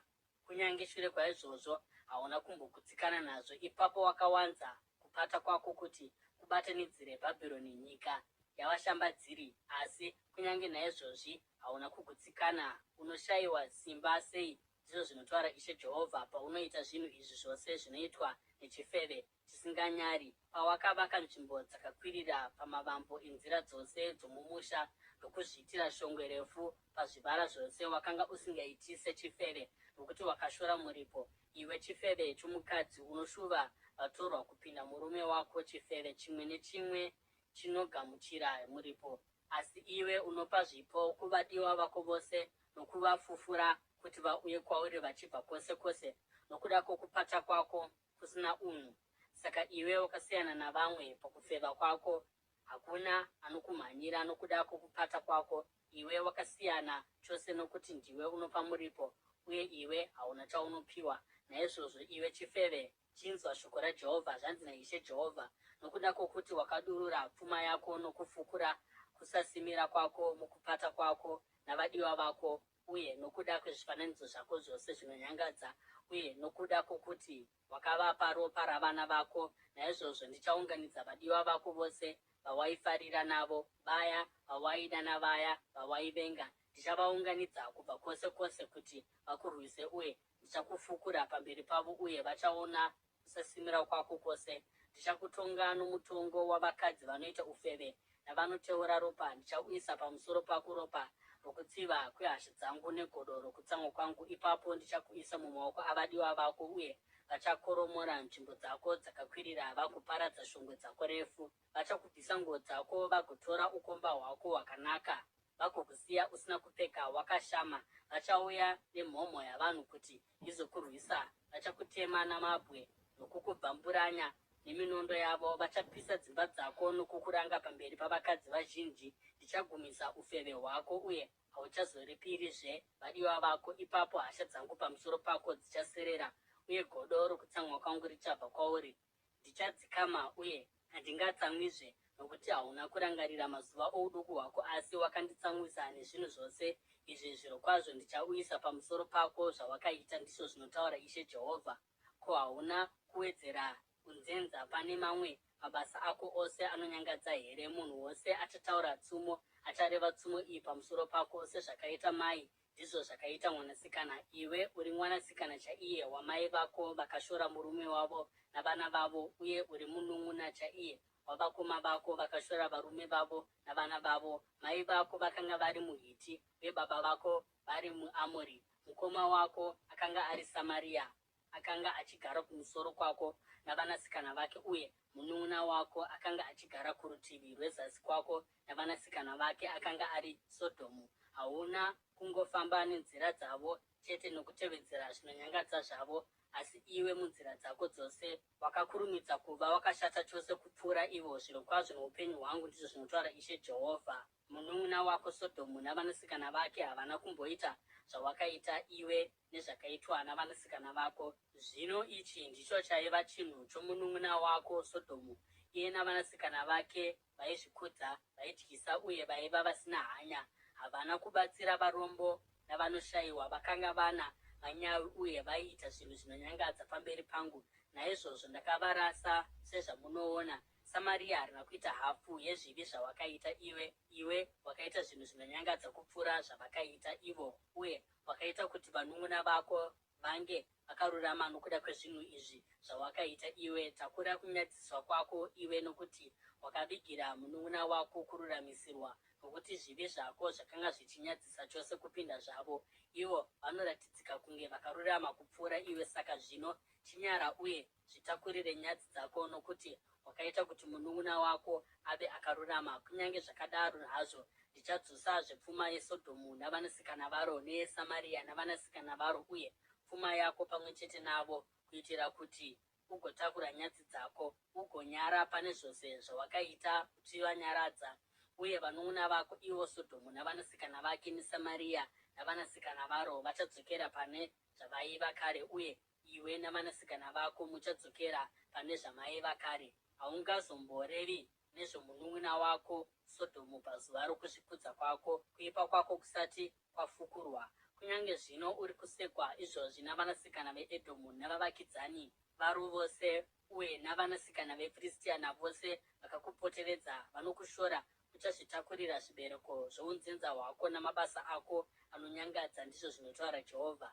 Zvanzi naIshe Jehovha, ndichakuitira zvakakufanira, nokuti wakazvidza mhiko dzangu nokuputsa sungano yangu. Asi hazvo ndicharangarira sungano yandakaita newe pamazuva ouduku hwako, ndigosimbisa sungano isingaperi newe. Ipapo ucharangarira nzira dzako ugonyora paunogamuchira vanun'una vako vose, vakuru kwauri uye navaduku kwauriwo. Ndichavapa kwauri savanasikana, asi kwete nokuda kwesungano yangu newe. Saka ndichasimbisa sungano yangu newe, uye uchaziva kuti ndini Jehovha. Ipapo kana ndayanana newe pane zvose zvawakaita, ucharangarira ugonyara, uye ugozorega kushamisa muromo wako nokuda kwokuninipiswa kwako, ndizvo zvinotaura Jehovha.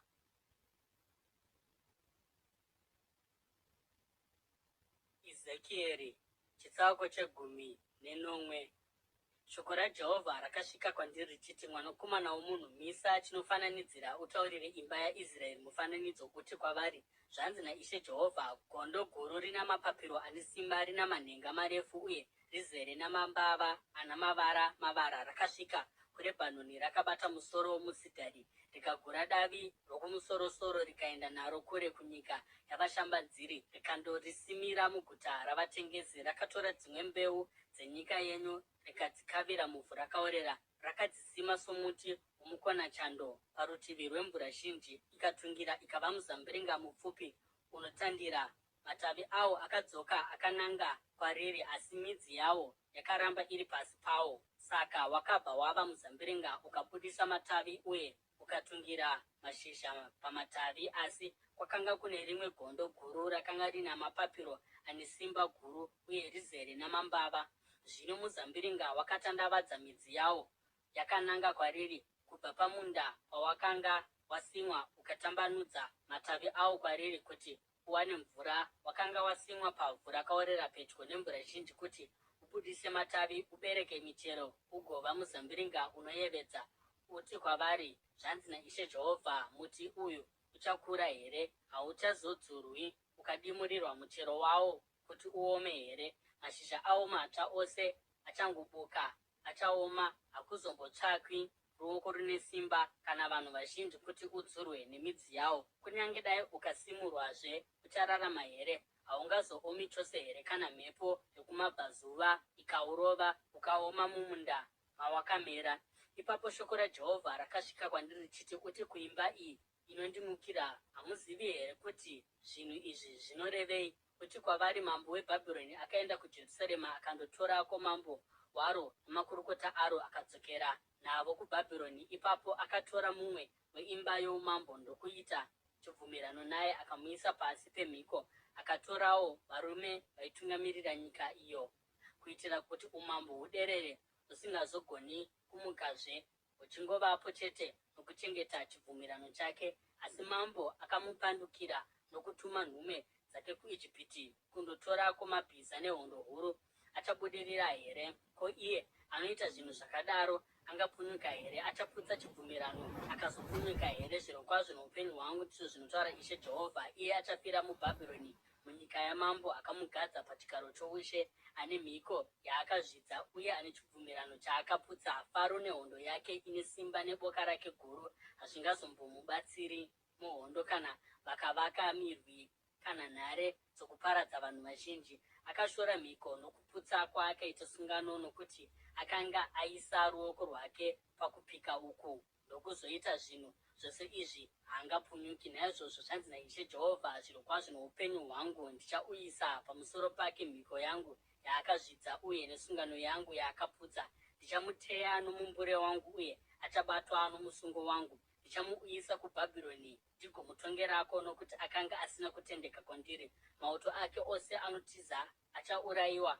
nomunondo, uye vakasara vavo vachaparadzirwa kunobva mhepo dzose. Ipapo uchaziva kuti ndini Jehovha ndazvitaura. Zvanzi naIshe Jehovha, iyeni ndichatora burika rinobva pamusoro chaipo pomusidhari ndigorisima. Ndichavhuna davi nyoro kubva pabukira rapamusoro-soro ndigorisima pamusoro pegomo refu rakakwirira, pamusoro-soro pamakomo eIsraeri ndipo pandicharisima. Ndichabudisa matavi rigobereka muchero, rigova musidhari unoyevedza. Shiri dzemhando dzose dzicharukira matendere adzo pauri, dzichawana ugaro pamumvuri wamatavi awo. Miti yose yomusango ichaziva kuti ini Jehovha ndinodzikisa miti yakareba uye ndinoita kuti miti mipfupi irebe. Ndinoomesa muti munyoro uye ndinoita kuti muti wakaoma ukure. Ini Jehovha ndazvitaura uye ndichazviita.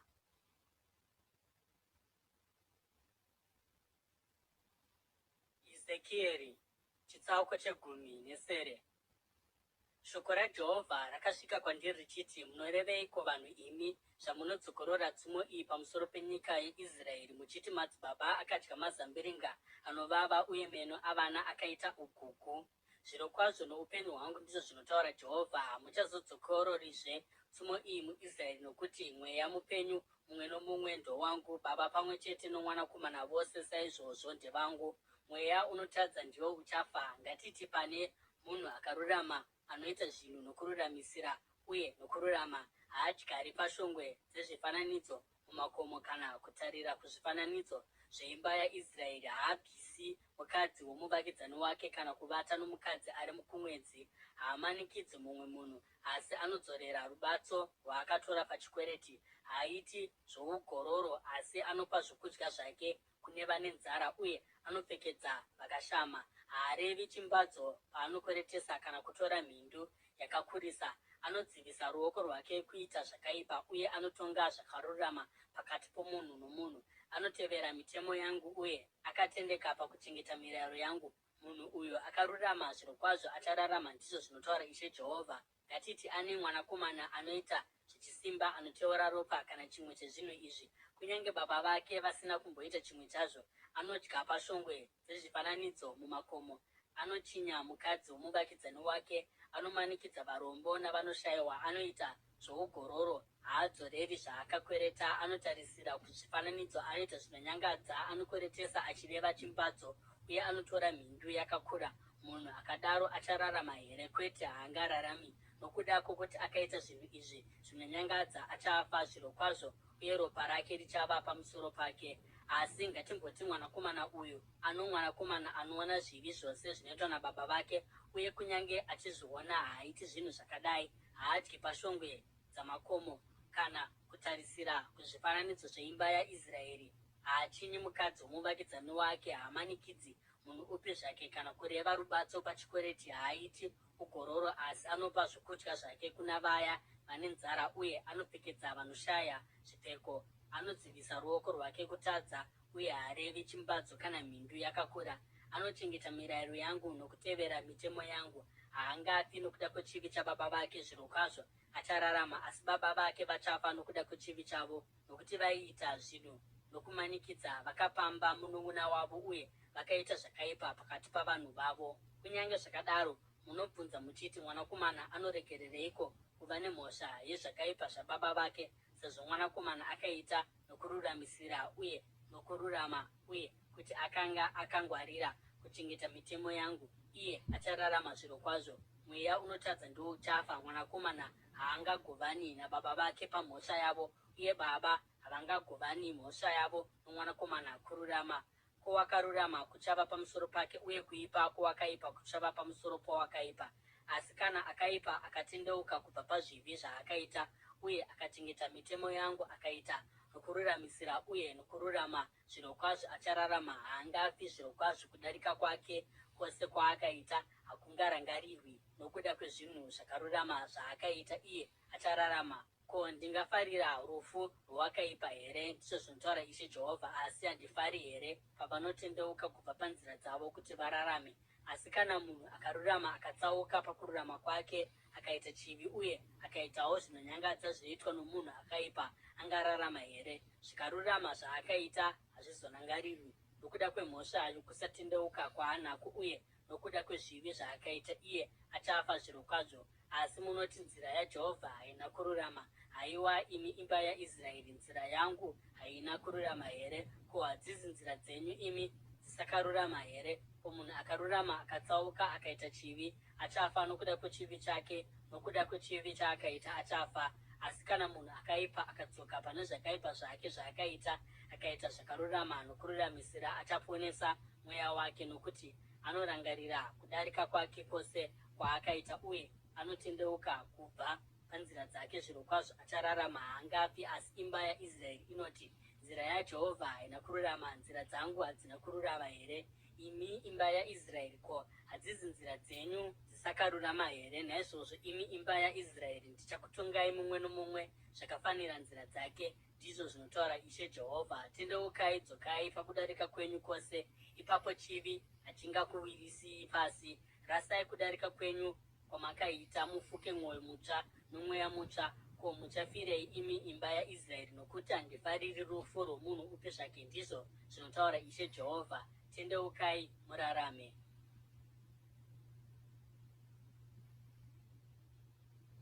Ezekieri chitsauko 10:2. Chema urire pamusoro pamachinda eIsraeri uti, mai vako vaiva shumbakadzi yakadii pakati peshumba, yaivata pasi pakati peshumba duku uye yairera vana vayo. Yakarera mumwe mwana wayo, ikava shumba yakasimba, yakadzidza kubvambura nyama uye yaidya vanhu. Ndudzi dzakanzwa nezvayo dzikaibata muhunza yadzo. Vakaenda nayo nezvikokovono kunyika yeIjipiti. Yakati ichiona kuti tariro yayo haina kuzadziswa, yakarasikirwa nezvayakanga yakatarisira, yakatora mumwe wevana vayo ndokumuita shumba yakasimba. Yakafamba ichinyahwaira pakati peshumba, nokuti yakanga yava shumba ine simba. Zvino yakadzidza kubvambura chayabata uye yaidya vanhu. Yakakoromora nhare dzavo uye ikaparadza maguta avo. Nyika navose vaivamo vakavhundutswa nokuomba kwayo. Ipapo ndudzi dzakarwisana nayo. Vaya vaibva kumatunhu akapoteredza vakaikandira mumambure, iyo ndokubatwa muhunza yavo. Vakaipinza muchizarira nezvikokovono vakandoiisa kuna mambo weBhabhironi. Vakaiisa mutorongo. Saka kuomba kwayo hakuna kuzonzwikwazve pamakomo aIsraeri. Mai vako vakanga vakaita somuzambiringa mumunda wako wemuzambiringa wakasimwa pane mvura, wakanga une zvibereko uye uzere namatavi nokuda kwemvura zhinji. Matavi awo akanga akasimba, akanakira kuti tsvimbo yomutongi wakanga wakareba kwazvo pamusoro pamatavi makobvu akapfumvutira waionekera kumusoro-soro nokuda kwourefu hwawo uye nokuda kwamativi awo mazhinji. Asi wakadzurwa nehasha dzokukandwa pasi. Mhepo yokumabvazuva yakauomesa, ukazunzwa michero yawo. Matavi awo akasimba akaoma uye moto ukaapisa. Zvino wakasimwa mugwenga, munyika yakaoma ine nyota, moto wakapambira uchibva kune rimwe davi rawo guru ndokupisa michero yawo. Hapana davi rakasimba rakasara pauri rakanakira kuva tsvimbo yomutongi. Uku kuchema uye kunofanira kushandiswa pakuchema. Ezekieri chitsauko che20.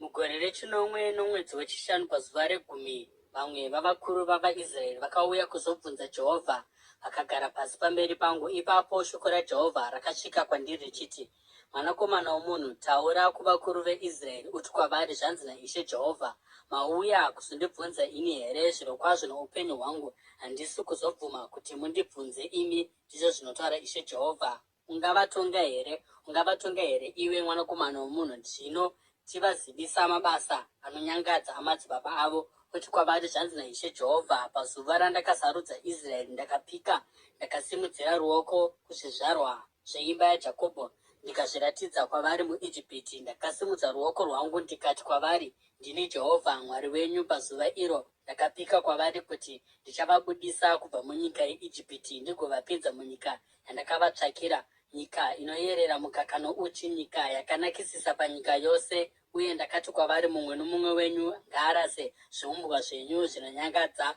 zvamakaringira kwazviri, uye murege kuzvisvibisa nezvifananidzo zveIjipiti. Ndini Jehovha Mwari wenyu. Asi vakandimukira vakasada kunditeerera. Havana kuda kurasa zvifananidzo zvavairingira kwazviri nameso avo, kana kusiya zvifananidzo zveIjipiti. Saka ndakati ndichadurura hasha dzangu pamusoro pavo ndigopedzera kutsamwa kwangu pamusoro pavo muIjipiti. Asi nokuda kwezita rangu ndakaita zvaichengetedza zita rangu kuti rirege kusvibiswa pamberi pendudzi idzo dzamaigara pakati padzo, uye avo vandakanga ndazviratidza pamberi pavo kuvaIsraeri nokuvabudisa kubva muIjipiti. Naizvozvo ndakavabudisa kubva muIjipiti ndikaenda navo kugwenga. Ndakavapa mitemo yangu ndikavazivisa mirayiro yangu, nokuti munhu achaiteerera achararama nayo. Uyezve ndakavapa masabata angu sechiratidzo pakati pedu, kuti vagoziva kuti ini Jehovha ndini ndakavaita vatsvene. Asi vanhu veIsraeri vakandimukira mugwenga, havana kutevera mitemo yangu asi vakaramba mirayiro yangu, kunyange zvazvo munhu anoiteerera achizorarama nayo,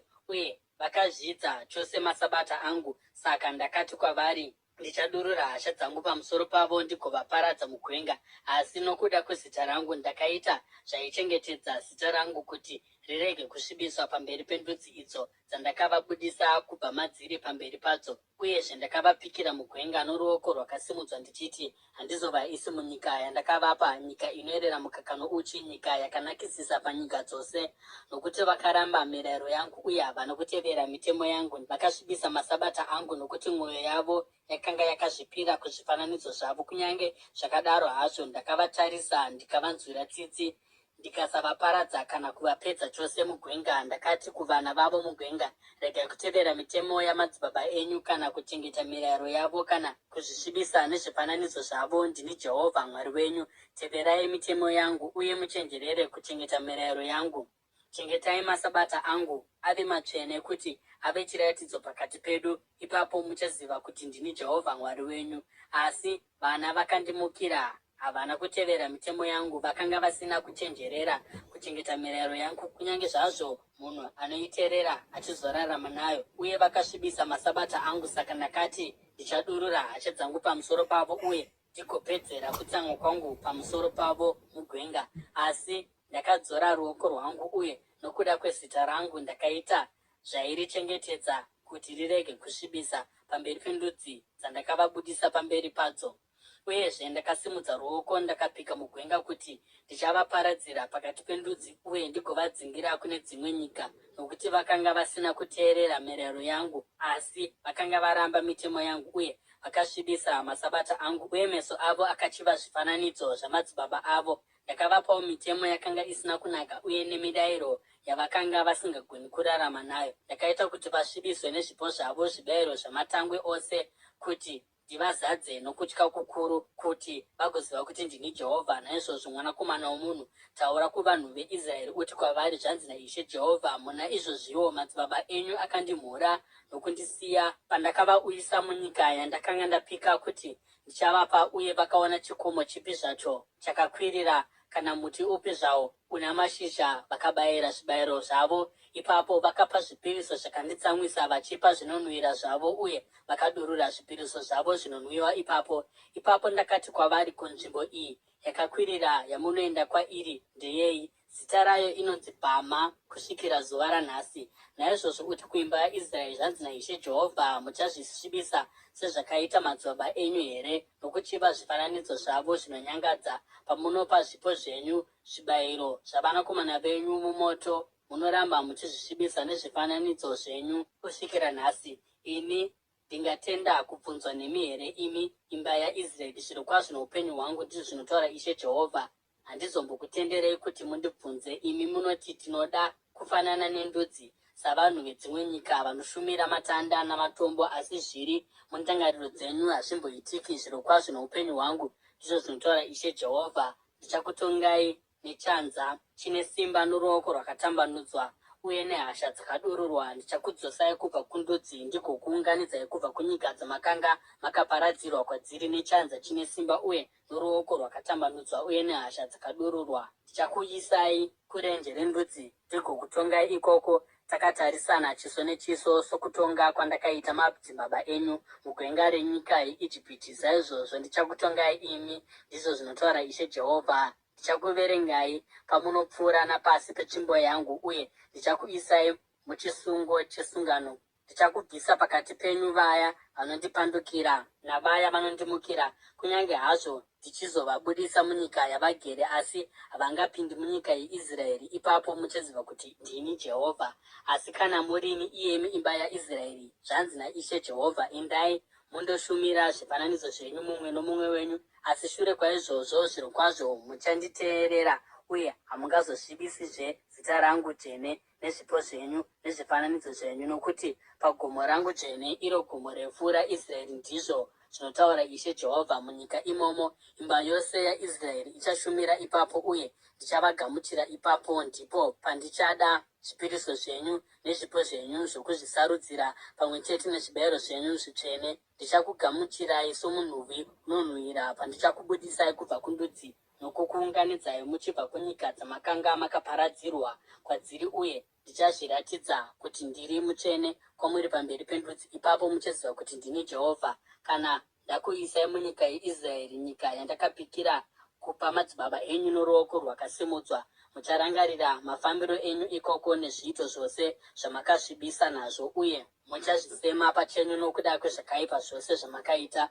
Muchaziva kuti ndini Jehovha pandichakuitirai izvozvo nokuda kwezita rangu, kwete nokuda kwenzira dzenyu dzakaipa nezvakaora zvamakaita, imi imba yaIsraeri, ndizvo zvinotaura Ishe Jehovha. Shoko raJehovha rakasvika kwandiri richiti, mwanakomana womunhu, rinzira chiso chako kurutivi rwezasi, uparidze pamusoro porutivi rwezasi uye uprofite pamusoro pesango renyika yezasi. Uti kusango rezasi, inzwa shoko raJehovha, zvanzi naIshe Jehovha, ndava pedyo nokukupisa nomoto, uye uchaparadza miti yako yose, zvose minyoro neyakaoma. Kuririma kumurazvo hakungadzimwi, uye zviso zvose kubva kurutivi rwezasi kusvikira kurutivi rwokumusoro zvichapiswa nawo. Mumwe nomumwe achaona kuti ini Jehovha ndini ndaubatidza, haungadzimwi. Ipapo ndakati, haiwa Ishe Jehovha, vanoti pamusoro pangu, ko, haasi kungotaura mifananidzo here?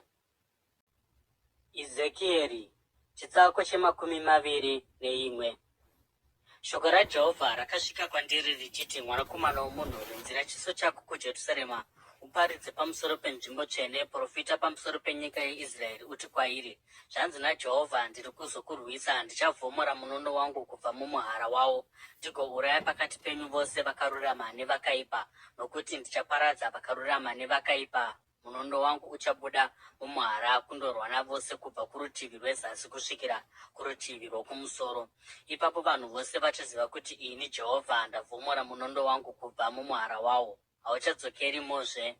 Naizvozvo gomera, mwanakomana womunhu, gomera pamberi pavo nomwoyo wakapwanyika uye ndokuchema neshungu. Zvino pavanokubvunza vachiti, unogomereiko? Iwe uchati kwavari, nemhaka yamashoko ari kuuya, mwoyo mumwe nomumwe uchanyauka uye ruoko rumwe norumwe rucharemara.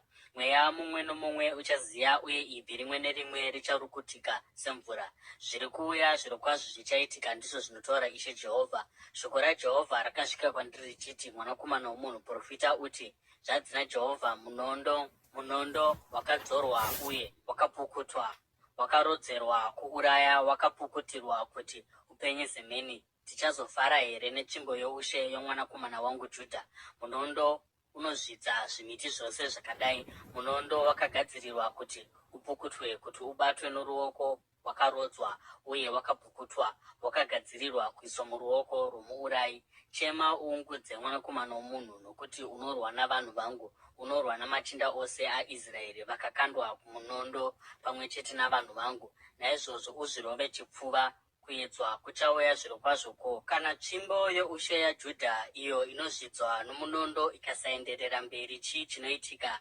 Ndizvo zvinotaura Ishe Jehovha. Saka zvino, mwanakomana womunhu, profita uye urovanise maoko ako pamwe chete.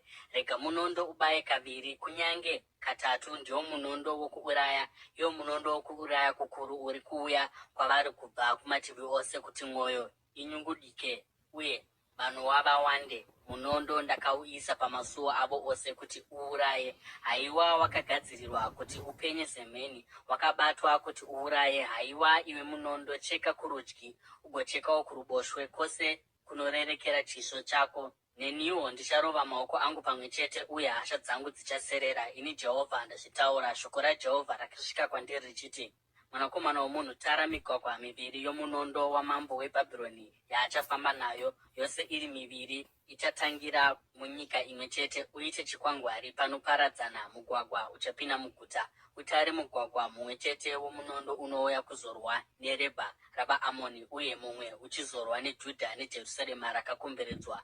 Nokuti mambo weBhabhironi achamira pamharadzano dzemugwagwa, pamharadzano dzemigwagwa miviri, kuti aite zvokuvuka. Achakanda mijenya nemiseve, achabvunza zvifananidzo zvake, achaongorora chiropa.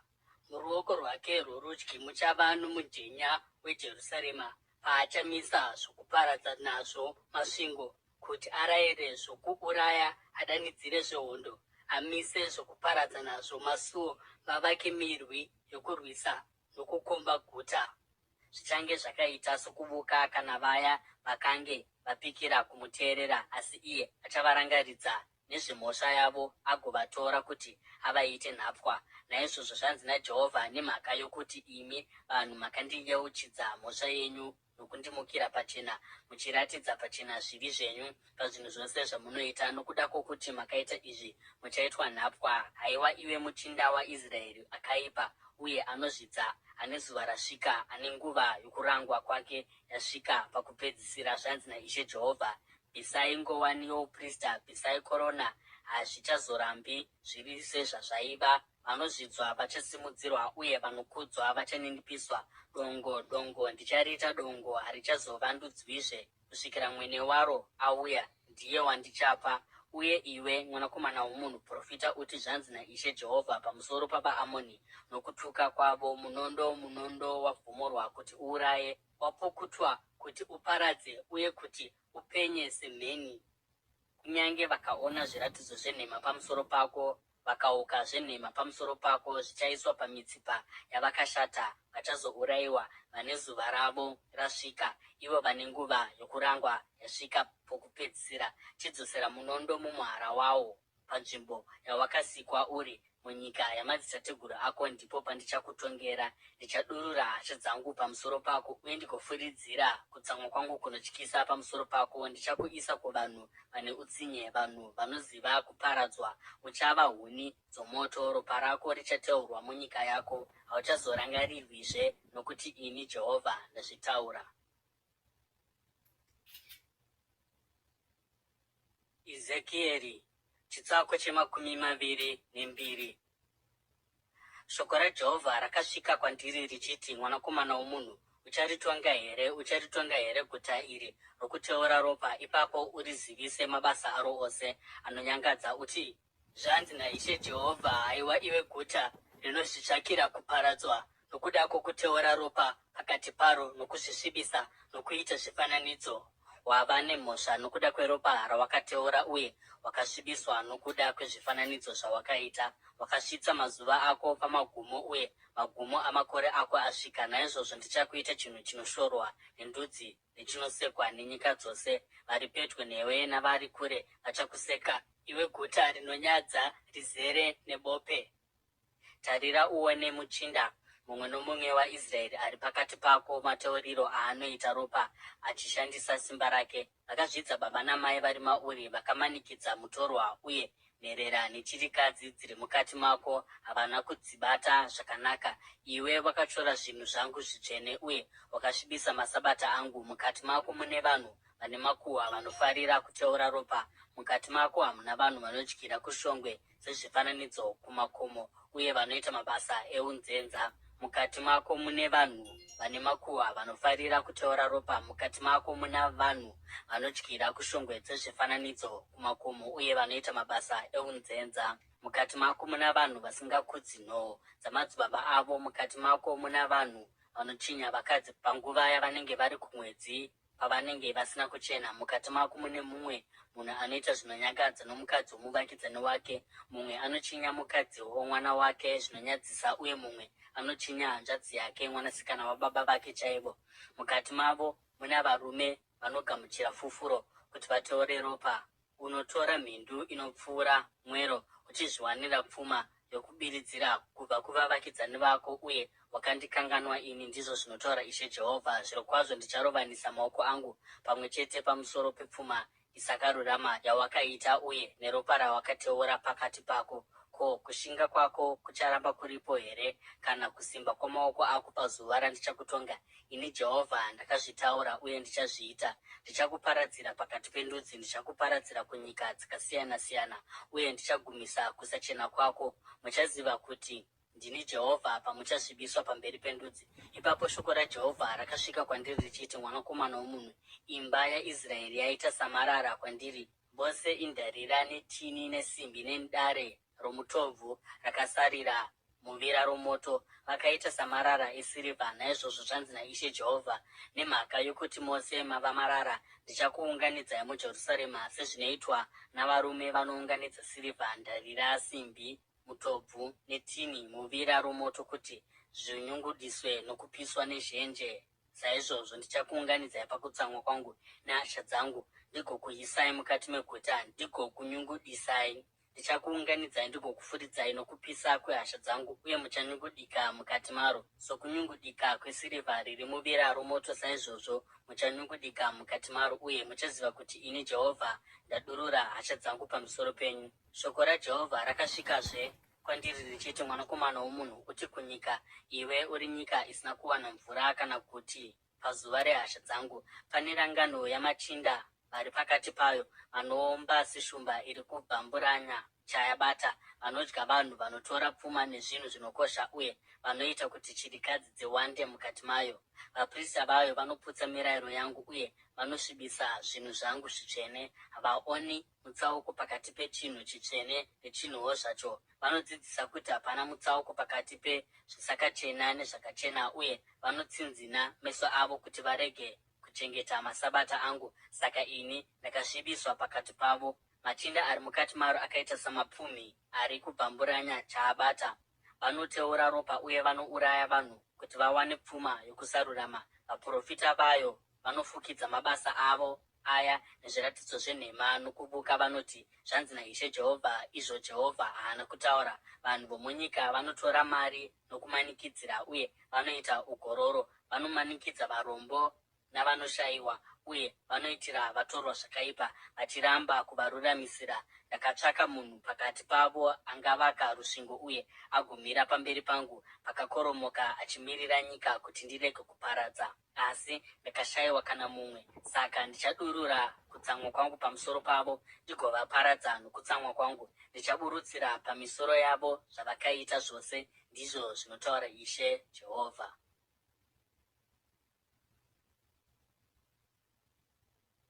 Ezekieri chitsauko che23.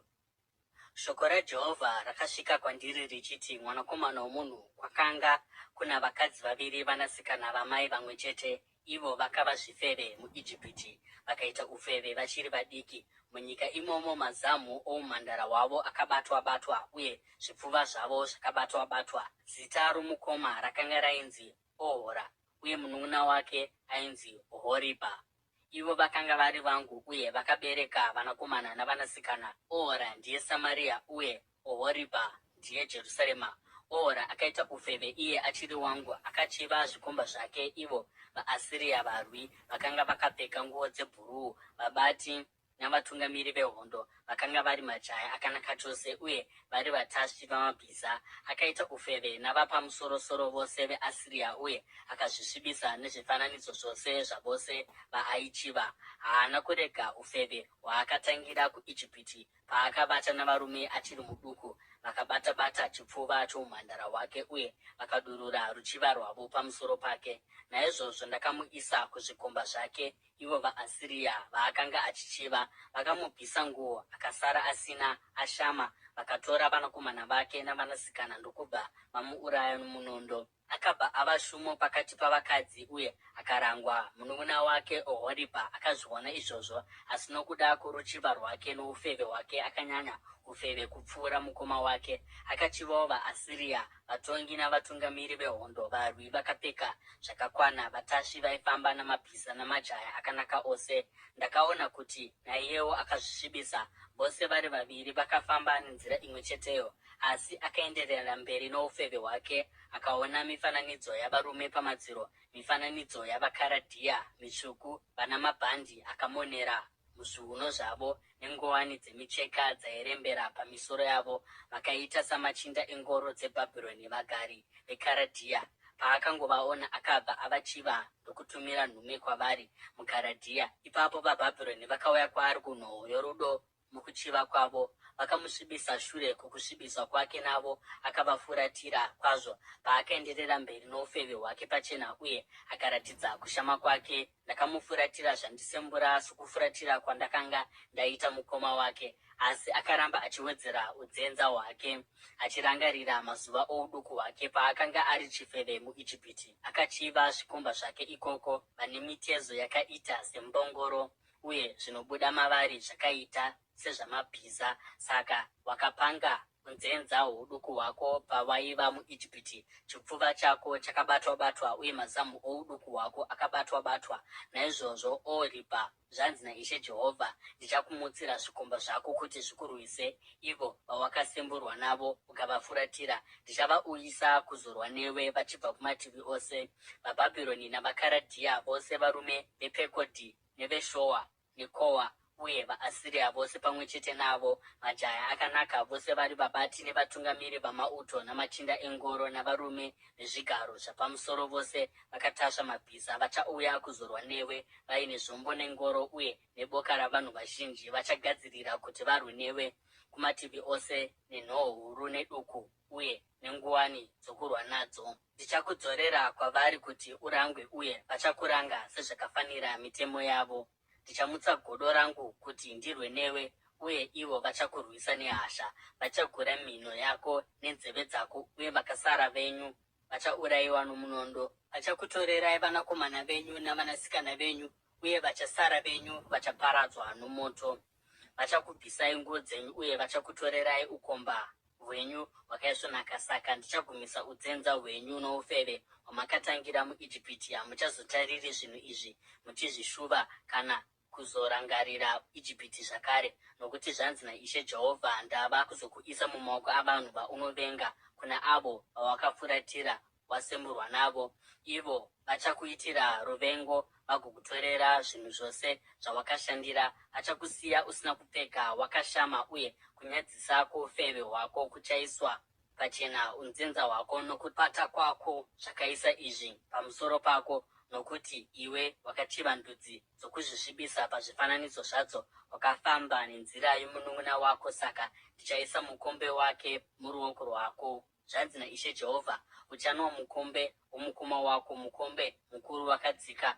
Uchakuvigira kusekwa nokumhurwa, nokuti une zvakawanda. Uchazadzwa nokudhakwa nokusuwa. Mukombe ukuparadza nokuputsa mukombe womukoma wako Samaria. Uchanwa zvokupedza kuti chai, uchauputsa ukava zvaenga, uye uchacheka mazamu ako. Ndini ndazvitaura, ndizvo zvinotaura Ishe Jehovha. Naizvozvo zvanzi naIshe Jehovha, sezvo wakandikanganwa ukandirashira shure kwako, unofanira kuzvitakurira matambudziko ounzenza hwako noufeve hwako. Jehovha akati kwandiri, mwanakomana womunhu, unganditongerewo Ohoribha here? Ipapo uvazivise zvinonyangadza zvavanoita, nokuti vakaita ufeve, uye ropa riri mumaoko avo. Vakaita ufeve nezvifananidzo zvavo, vakasvika pakubayira vana vavo vavakandiberekera ini kuti zvive zvokudya zvavo. Vakaitawo izvi kwandiri panguva imwe cheteyo. Vakasvibisa nzvimbo yangu tsvene, vakasvibisa masabata angu. Pazuva ravakabayira vana vavo kuzvifananidzo zvavo, vakapinda munzvimbo yangu tsvene vakaisvibisa. Ndizvo zvavakaita mumba mangu. Vakatuma kunyange nenhume kundodana varume, uye pavakasvika iwe wakazvishambidza nokuda kwavo, ukazodza meso ako ndokuzvishongedza noukomba. Wakagara panhoo yakaisvonaka ine tafura yakagadzikwa pamberi payo, pawakanga wakaisa zvinonhuhwira namafuta akanga ari angu.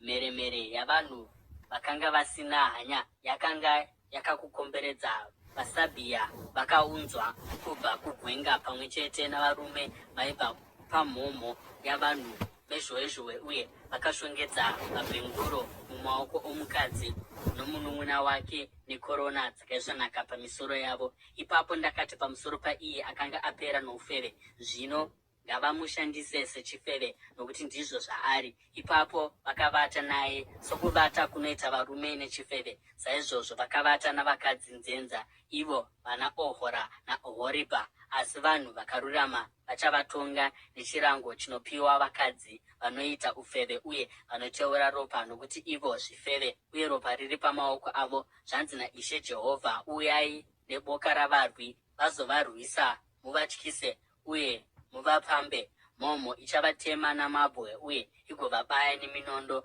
Vachauraya vanakomana vavo navanasikana vavo vagopisa dzimba dzavo. Saka ndichagumisa unzenza panyika, kuti vakadzi vose vayambirwe vagorega kutevedzera. Ucharangwa nokuda kwounzenza hwako, uye uchatakura mubayiro wezvivi zvokufeva kwako. Ipapo uchaziva kuti ndini Ishe Jehovha.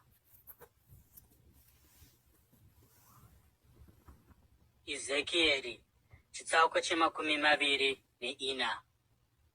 Mugore rechipfumbamwe nomwedzi wegumi pazuva regumi, shoko raJehovha rakasvika kwandiri richiti, mwanakomana womunhu, nyora zita rezuva iri, zuva iro rino chairo, nokuti mambo weBhabhironi akomba Jerusarema pazuva irori. Taurira imba yokumukira iyi mufananidzo, uti kwavari, zvanzi naIshe Jehovha, gadza hadyana igadze, ugodira mvura mairi, uise mairi nhindi dzenyama, nhindi dzakanaka, gumbo nebandauko, uizadze namapfupa akaisvonaka aya. Utore gwai rakasanangurwa, uise huni pasi payo, kuitira mapfupa uivirise, ugobika mapfupa imomo. Nokuti zvanzi naIshe Jehovha, rine nhamo guta rinoteura ropa nehadyana ine ngura mukati mayo, ine ngura isingabvi. Budisai nhindi imwe neimwe, musingakandi mijenya nokuda kwadzo, nokuti ropa rarakateura riri pakati paro. Rakaridururira paruware pasina chinhu, harina kuriteurira pavhu paringafukidzwa neguruva, kuti ndimutse hasha dzangu ndigotsiva. Ndakaisa ropa raro paruware pasina chinhu kuti ndirege kufukidzwa. Naizvozvo zvanzi naIshe Jehovha, rine nhamo guta rinoteura ropa, neniwo ndichaunganidza huni dzakawanda. Saka tutira huni ugobatidza moto, ubike nyama zvakanaka, uchisanganisa nezvinonhuhwira, uye urege mapfupa atsve. Ipapo ugoisa hadyana isina chinhu pamazimbe kusvikira yapisa ndarira yayo yan'aima, kuti kusachena kwayo kunyauke, uye tsvina yayo itsve yose. Zvakunda kushingaira kwangu kwose, tsvina yayo zhinji haina kubviswa, kunyange nomoto chaiwo. Zvino kusachena kwako ndiwo unzenza hwako, nokuti ndakaedza kukunatsa asi hauna kunatswa. Pakusachena kwako hauchazonatswizve, kusvikira hasha dzangu dzabva pamusoro pako. Ini Jehovha ndazvitaura, nguva yangu yokuzviita yasvika. Handingaregi, handinganzwiri ngoni, uye handingazvidembi. Uchatongwa zvakafanira mabasa ako namafambiro ako, ndizvo zvinotaura Ishe Jehovha. Shoko raJehovha rakasvika kwandiri richiti, mwanakomana womunhu, ndava kuzokutorera uyo anofadza meso ako kamwe chete, asi usaungudza kana kuchema kana kubudisa misodzi. gomera chinyararire, usachema akafa. Gara wakasunga nguwani yako zvakasimba, uye neshangu dziri mumakumbo ako, urege kufumbira zasi kwouso hwako, kana kudya zvokudya zvavanochema. Saka mangwanani ndakataura kuvanhu, uye mukadzi wangu akafa madekwana. Fume mangwana ndakaita zvandakanga ndarayirwa. Ipapo vanhu vakandibvunza vachiti, haungatiudzi kuti zvinhu izvi zvinorevei kwatiri here? Saka ndakati kwavari, shoko raJehovha rakasvika kwandiri richiti, uti kuimba yaIsraeri, zvanzi naIshe Jehovha, ndava pedyo nokusvibisa nzvimbo yangu tsvene, iyo nhare yamunozvirumbidza nayo, iwo mufaro wamaziso enyu nechinhu chamunoda. Vanakomana navanasikana vamakasiya vachaurayiwa nomunondo, uye imi muchaita sezvandakaita. Hamungazofumbiri zasi kwezviso zvenyu kana kudya zvokudya zvavanochema. Mucharega nguwani dzenyu dziri mumisoro yenyu neshangu dziri mumakumbo enyu. Hamungaungudzi kana kuchema, asi muchaonda nokuda kwezvivi zvenyu, uye muchagomera pakati penyu. Ezekieri achava chiratidzo kwamuri. Muchaita sezvaakaita. Panoitika izvi, imi muchaziva kuti ndini Ishe Jehovha. Uye iwe, mwanakomana womunhu, pazuva randichavatorera nhare dzavo, mufaro wavo nokukudzwa kwavo, mufaro wamaziso avo, chishuvo chemwoyo yavo, uye vanakomana navanasikana vavowo, pazuva iro mutizi achauya kuzokuudza zvinenge zvaitika. Panguva iyoyo muromo wako uchazaruka, uchataura naye, uye hauchazonyararizve. Saka iwe uchava chiratidzo kwavari, uye vachaziva kuti ndini Jehovha.